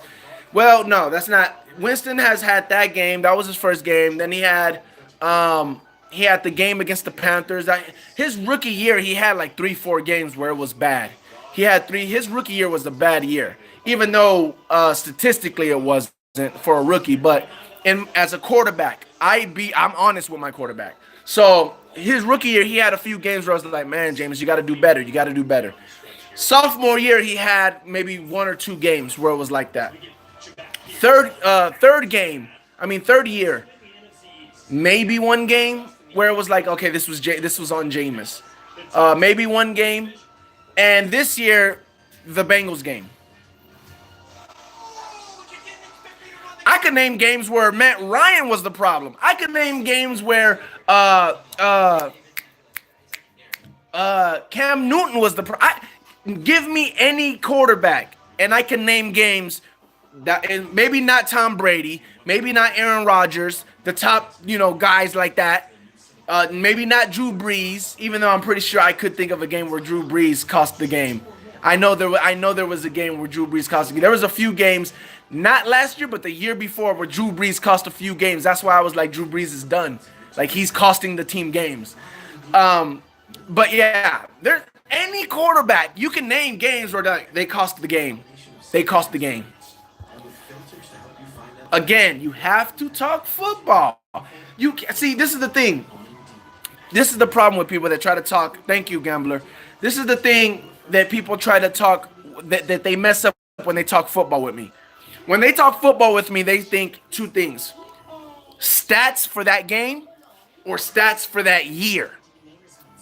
That's all. That's where you mess up.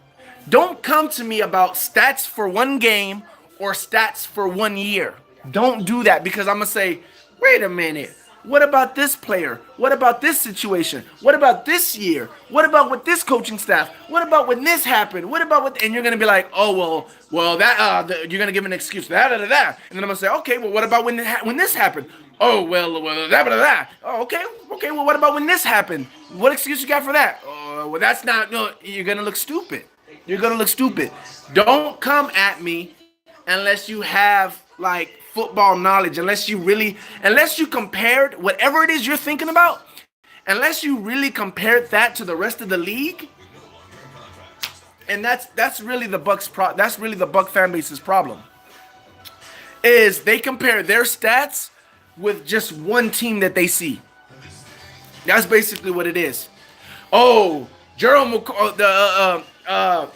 Aaron Donald, 14 sacks, leads the NFL, gets doubled 72% of the time. All of a sudden, Buck fans, oh, I don't want to hear Gerald ever talk about him getting doubled anymore. Look at Aaron Rodgers. He gets doubled 72% of the time, and he gets 14 sacks. What's your point? Aaron Donald is a freaking freak of nature. Like, how do you think you're making a point there? That's one guy that's better than Gerald McCoy. That's one guy that's better than 95, 96, 97, 98% of any defensive tackle who's ever played in the NFL. Like, what is your point? You get what I'm saying? Like, that is the problem. Mamas, are you eating? What is your point? Like, that's the problem with Buck fans. Huh? What? I said I'm giving my first. All right, is that your first one or your second one? Well, didn't you ask me for two? Okay, so at least eat one. You better eat one whole one. So, yeah, so that's the whole thing, man. That's what Buck fans do, and that's their problem. They have like this tunnel vision. It's like my stats, and as soon as they'll be scrolling. As soon as they find a team, there's a better stat. I knew we sucked. Like, bro, you're not gonna have the best stats in every position on everything. It's just not possible. No team has ever done it. Like, no, not even the mighty Patriots ever win Super Bowls, and it's like, oh, they're in first place in this, in first place in that, in first place in this, in first place in that. No, they'll be in first place in maybe one or two, if that, categories. That's it. Then they're like in the middle of the pack on all kind of different things. Like, you guys got to stop with that, bro. You guys got to learn football. It's about matchups. It's about different teams, your schedule. The schedule matters. Not because, oh, you're better than this. No, the schedule matters because what's on your schedule has different matchups than other teams have. For instance, we got D1, who I could not believe was talking trash about, oh, your D-line this and your D-line that. Come to find out, we have just as many sacks as they do on their D-line, and they don't even have a guy that has a 10-digit sacks. Like, stop. Oh, your defense is trash. Your defense is trash. Miami's defense is better. But yet Miami gives up more yards than the Tampa Bay Buccaneers. What are you talking about? You have the Dolphins have given up more yards on defense than the Bucs have. I didn't know that, or I would have said it. They have given up more yards than the Buccaneers have. But you're talking about my team is trash? What are you talking about? And not only that, not only do they give up more yards than us, okay, look at with their schedule who's they've played. Sam Darnold, Marcus Mariota, Sam Darnold again, Tom Brady, the only one that was good. Who was it? Derek Carr. Who else? Now Andrew Luck, another quarterback that was decent. Who else? Who was it they play?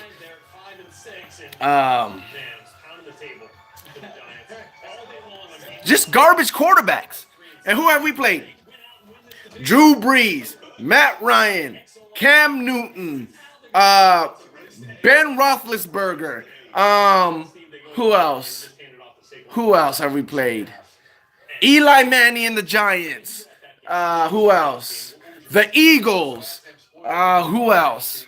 Alex Smith and the Redskins when they were in first place. Who else? Bengals. Who else? Oh, and they played the Bengals too. Who else? I'm trying to think. Who else did we play? Browns. And I'm gonna tell you right now, y'all gonna give Browns respect. I'm tired of y'all saying, oh, who you guys play, the Browns? Yeah, nigga, we played the Browns, nigga. Go look at the Browns. The Browns ain't no joke. Go look at the Browns. I already told y'all they're not no joke. Played the Browns. Who else did we play? Like, schedule matters. Schedule matters. So y'all gotta stop with that, bro. Oh, you gave up, huh? You gave up? Oh, I'm sorry. I didn't mean to go for the KO on you. I just give credit. You don't have to throw a party over wins, but just give him credit for getting the job done. I'm just frustrated over how it's so late in the season that we play well from the beginning to end. Facts. That's the most depressing part about this whole situation, Amazement. But with them, either you're Donald or you suck. That's how some fans think. I don't get it. Amazement says it's no middle ground. Amazement says either you're Brady or you suck. Bell or you suck. Either way, Kuechly or you suck. That's the mentality. That's another thing people don't understand. Oh, Le'Veon Bell's this, Le'Veon Bell's that. That's funny how Le'Veon Bell doesn't play for the Steelers and James Conner comes in and plays just as good as Le'Veon Bell. So sometimes you got to understand, sometimes it's not the player. Sometimes it's the system. Sometimes the player's not doing anything. Sometimes it's just the system that's making that player look good. Buck fans don't understand that. Buck fans don't understand that. Browns are better than us. Browns are better than a lot of teams. Browns are better than a lot of teams. Browns are better than the Panthers. Browns are better than the Vikings. Browns are better than the Falcons. Browns are better than a lot of teams. See what I'm saying? This is what I'm saying. CDL's like, oh, the Browns are better. Like, that's supposed to be a disrespect to us. The Browns are better than a lot of teams, but yet we beat the Browns. We beat the Browns. Falcons didn't beat the Browns. Saints barely beat the Saints. Should have lost to the Browns if it wasn't for some missed field goals. Saints should have lost to the Browns. Steelers should have lost to the Browns. Browns are no joke. I have a clip. If you watched football, you knew that. I have a clip fairy, but this one's much huger. And then look, it's orange and I have a great ball. Okay, we'll give it some food. Me? Wait, do I want to catch it? Because I already have a clip fairy. It's up to you, whatever you want to do. Okay. Whoa, hey. Look, so it's actually red. Give it another one, quick. That's if you want to catch it. All right, try to throw that. I actually noticed that I can move it. Now that Do you want to catch it? Well, I already have a cliff fairy, so I don't know. Well, figure it out, because you don't want to waste your Pokeballs if you don't want to catch it. Meh. Okay, see? Fine. You wasted a Pokeball and you wasted two foods. You should have just ran away if you already have one. But that one was huge. Just like we won against Saints, pure luck. Browns are way better than the Giants. Browns are better than a lot of teams. Browns are better than a lot of teams, bro. Again, if I was a Browns fan, I would be so sick and tired of not getting respect because the Browns are better than a lot of teams, bro. The Browns might have one of the best defense in the NFL right now. I don't even know who would have a better defense than the Browns right now. Real talk. I don't know who has a better D-line than the Browns right now. I don't know who has a better defense than the Browns right now. Think about that. Really think about that. Who has a better defense than the Browns right now? I don't. Rams don't have a better defense than Rams don't even have a good defense. Who? No one has a better defense than the Browns. They kicked the shit. They beat the Saints. I'm telling you, they beat the Saints. Bro, if it wasn't for a missed field goal, they beat the Saints, bro. Like, they beat the Saints. They were a better team than the Saints that day. They were a better team than the Saints that day, bro. No, I don't even know who has a better defense than the Browns. Real talk. Their offense with Baker Mayfield is coming on. They got a roster, bro. They got a nice offense. Their quarterback is giving them to their pieces. They got nice pieces on offense, and their defense is super legit. That D-line is super nasty. Super nasty. I really don't know who's better than the Browns defense. In New Orleans. In New Orleans, they beat the Browns. I mean, they got the L, but they should have won the Saints. You know what I'm saying? They should have won the Saints. They should have won the Saints. They should have won the Steelers. They should have won the Ravens. Like, bro, the Browns are no joke. The Browns are no joke. I'm tired of people saying, "Oh, because you beat the Browns." Like, bro, anyone that says, "Yeah, because you beat the Browns," hasn't played the Browns yet. Don't watch football or hasn't played the Browns yet. One or the other. Plain and simple. Falcons were over there like, "Man, Saints, y'all almost lost to the Browns." Falcons were like, "Oh, what, you think you're good because you beat the Browns?" Falcons went over there and got their ass whooped by the Browns. Telling you. Y'all gotta watch the teams, bro. Y'all gotta see what people are doing. Y'all gotta watch games. You guys just can't watch your game and that's it. I wouldn't be surprised if they did. I wouldn't be surprised if they did, bro. I wouldn't be. A matter of fact, I would think they'd be favorites. I honestly would think they would be favorites. I honestly think they would be favorites, bro. I really, really, really do. Because, like I said, that defense is legit, and they're finally, right now, they're finally playing good football off both sides of the ball. Like, their offense has finally got it together with Baker. They were trying to find that chemistry. Baker's finally getting a rhythm in the NFL. I bet, I put it like this. Let me hold on. I was gonna say something. Hold on. Let me check something. They got 4 wins, and they got a lot more teams that have 9 and 8. So they're probably barely gonna miss the playoffs. But I wouldn't be surprised if they win the division next year and they go to the playoffs next year. Real talk. Because like I said, right now they're barely hitting their stride right now with that offense clicking and everything. So, but yeah, Browns are a good team, bro. Browns are definitely a good team. So y'all got to start putting some respect on that name. Browns should be good. How many top picks they had without Hugh too? That's a sign. Yeah, I mean that they did. They've had a crap load of draft picks. But yeah, it is whatever it is. They got it now, man. They got a good defense, and it is what it is, man. But yeah. Anyways, I forgot how we even got into the Browns. But because I was talking about the Dolphins and Dolphins schedule and our schedule and all that stuff, but yeah. Anyways, it's what it is, man. Sometimes there's a lot more to stories, man. There's a lot more to stories. Guess what I just caught? What? An onyx. Really? For reals, look. Nice. Oh yeah, and then I just replaced the Pokemon with a click. That's why I picked them yesterday. I knew Baker wanted to stick it to him. He definitely did, bro. The Panthers, the Browns whipped on the damn Bengals, bro. They whooped on the Bengals.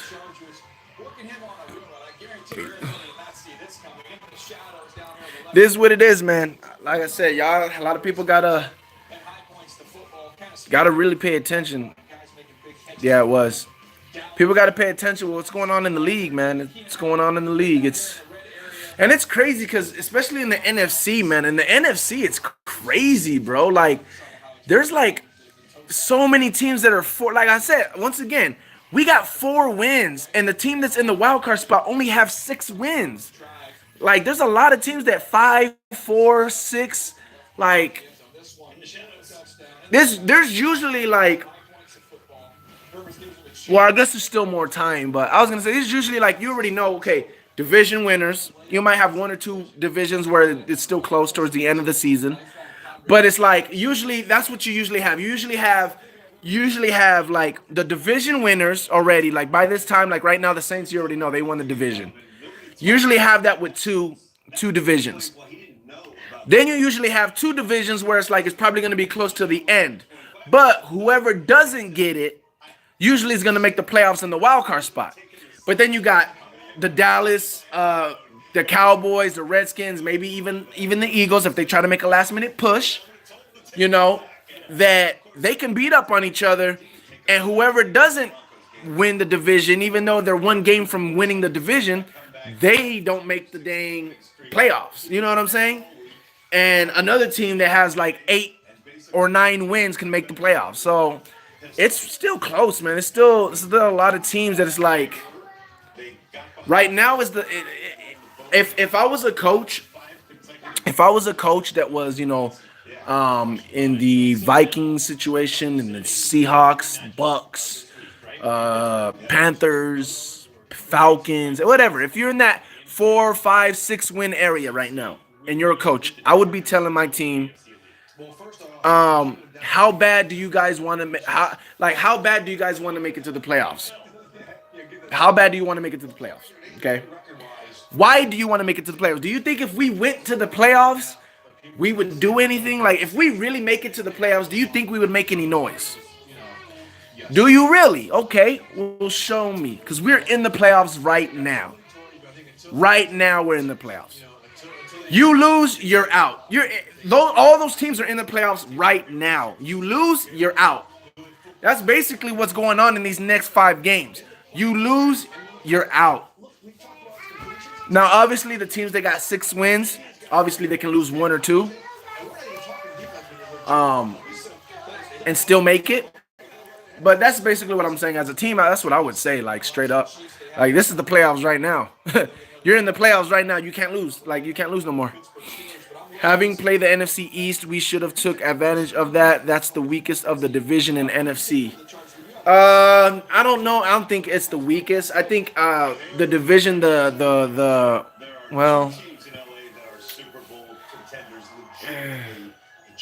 I don't know, man. I don't know. That's kind of hard because you can. I guess it is the weakest. If you look at the numbers,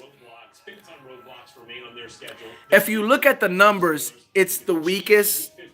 But the NFC East doesn't have 49ers in their division. They don't have the Cardinals in their division. So even though that division has the Rams and the Cardinals, are they better than the NFC East? That even though none of them have a Rams or a Cardinals, a Rams or a Seahawks, I'm sorry. Even though the NFC East doesn't have the Rams actually, to be honest, the NFC, I'm gonna have to say the NFC West. I'm gonna have to say the NFC West is a worse division than the NFC East. If you think about it, the NFC West has the Rams. Okay, the Rams are up there, and then the Seahawks. The 49ers are not a good team. Seattle is kind of like the Cowboys, and kind of like now the Redskins. And you can almost put the Eagles in there. So basically, the NFC East is like having 3 Seattle teams in one division. And the Giants are kind of like the 49ers.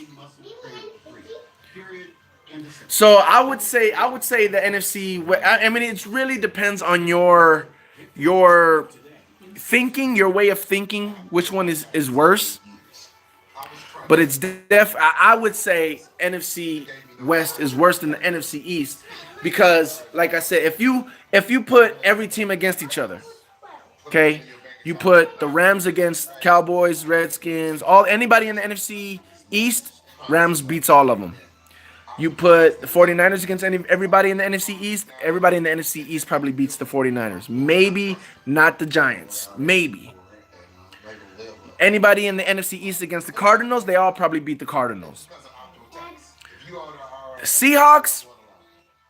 Seahawks might beat Dallas. Dallas might beat Seahawks. Seahawks might beat Redskins. Redskins might beat Seattle. Seahawks might beat the Giants. They're probably not. Seattle would probably beat the Giants. Eagles. Seahawks might beat the Eagles. The Eagles might beat the Seahawks. So that's why I would say the NFC is a little bit better than the NFC West, in my opinion. That's just my opinion. But again, record-wise, it might not look like that. But I think matchup-wise, I think it would be like that. Giants did beat the Niners, right? Yeah. Giants. I think that's right. They beat them before they beat us. I still can't believe they beat. Man, they should have not beat us, bro. So what's the worst beat? What's the one beat? What's the one, like, if you could have any game back, not just pick. I'm not talking about pick any game that we lost and turn it around to a win. I'm saying if there was one game where you really feel like, yo, we really shouldn't have lost that game. What game is it? Actually, that should be an easy question. That should be an easy question. That actually should be a very easy question. That should be an easy question. For a Bucs fan, that should be a very easy question. The one win that we definitely should have won that game is definitely the Redskins game. We definitely should have won that game. We hold them to 17 points. Was it 17 points? I think it was. We definitely should have won that game, bro. We definitely should have won that game. That really was terrible.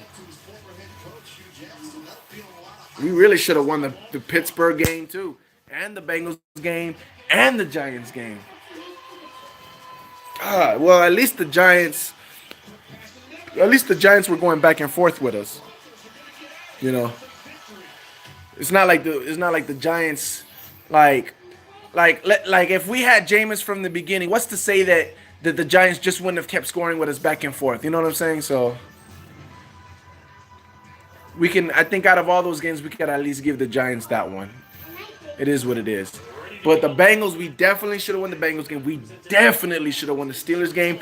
And no doubt in my mind, we should have won the Redskins game.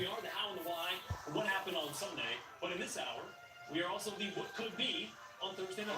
We'll have yeah, the Steelers game definitely would have catapulted this season. We start this hour with a look back at Sunday night. Randy Moss. Yeah. Hall of Fame ring. And then Kirk Cousins gets his guys fired up to take on Aaron Rodgers. You remember these two teams tied back in week 2. No score here first quarter. Look at this throw and catch. That's how it's supposed to happen for the Packers, right? That's why we playoff scenarios when they're 4-6-1. Plays like that, 7-0, but the Vikings. They're always in their white. Well, that's because when you're home, you get to choose, right? When you're home, you get to choose, and usually you wear the darks at home. But if you're at home and you get to choose, they rather have the other team wear the dark colors so they could get it's hotter for them because they're wearing dark colors, and give us in light colors. And then when we go to other people's homes, we're away, so we always have the light colors. You know what I'm saying? So it is that's the reason why. Yeah.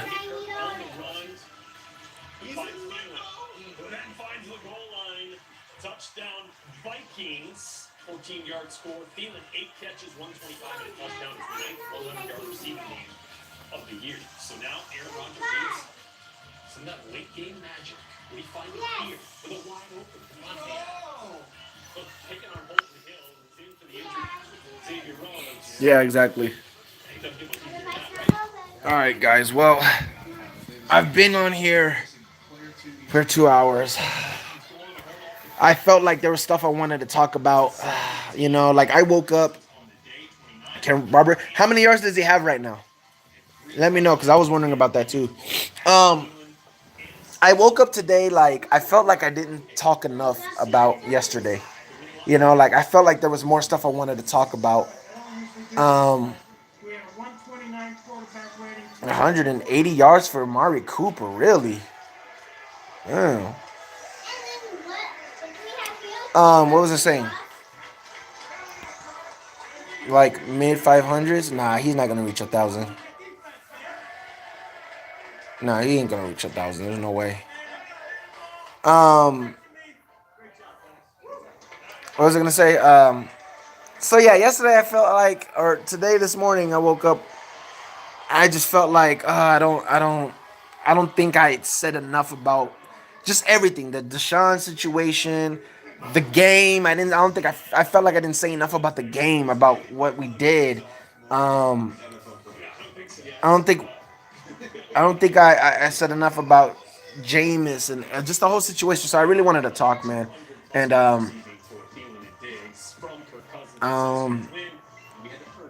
I just really wanted to come on here and get whatever it is I had out. You know, I had something in there that I was like, man, I haven't talked enough. I need that. There's something I got to talk about. I didn't really know exactly what I wanted to talk about, which is why I let you guys in here because, you know, you guys start bringing things up where I'm like, oh, yeah, that's what I want to talk about, or blah, blah, blah.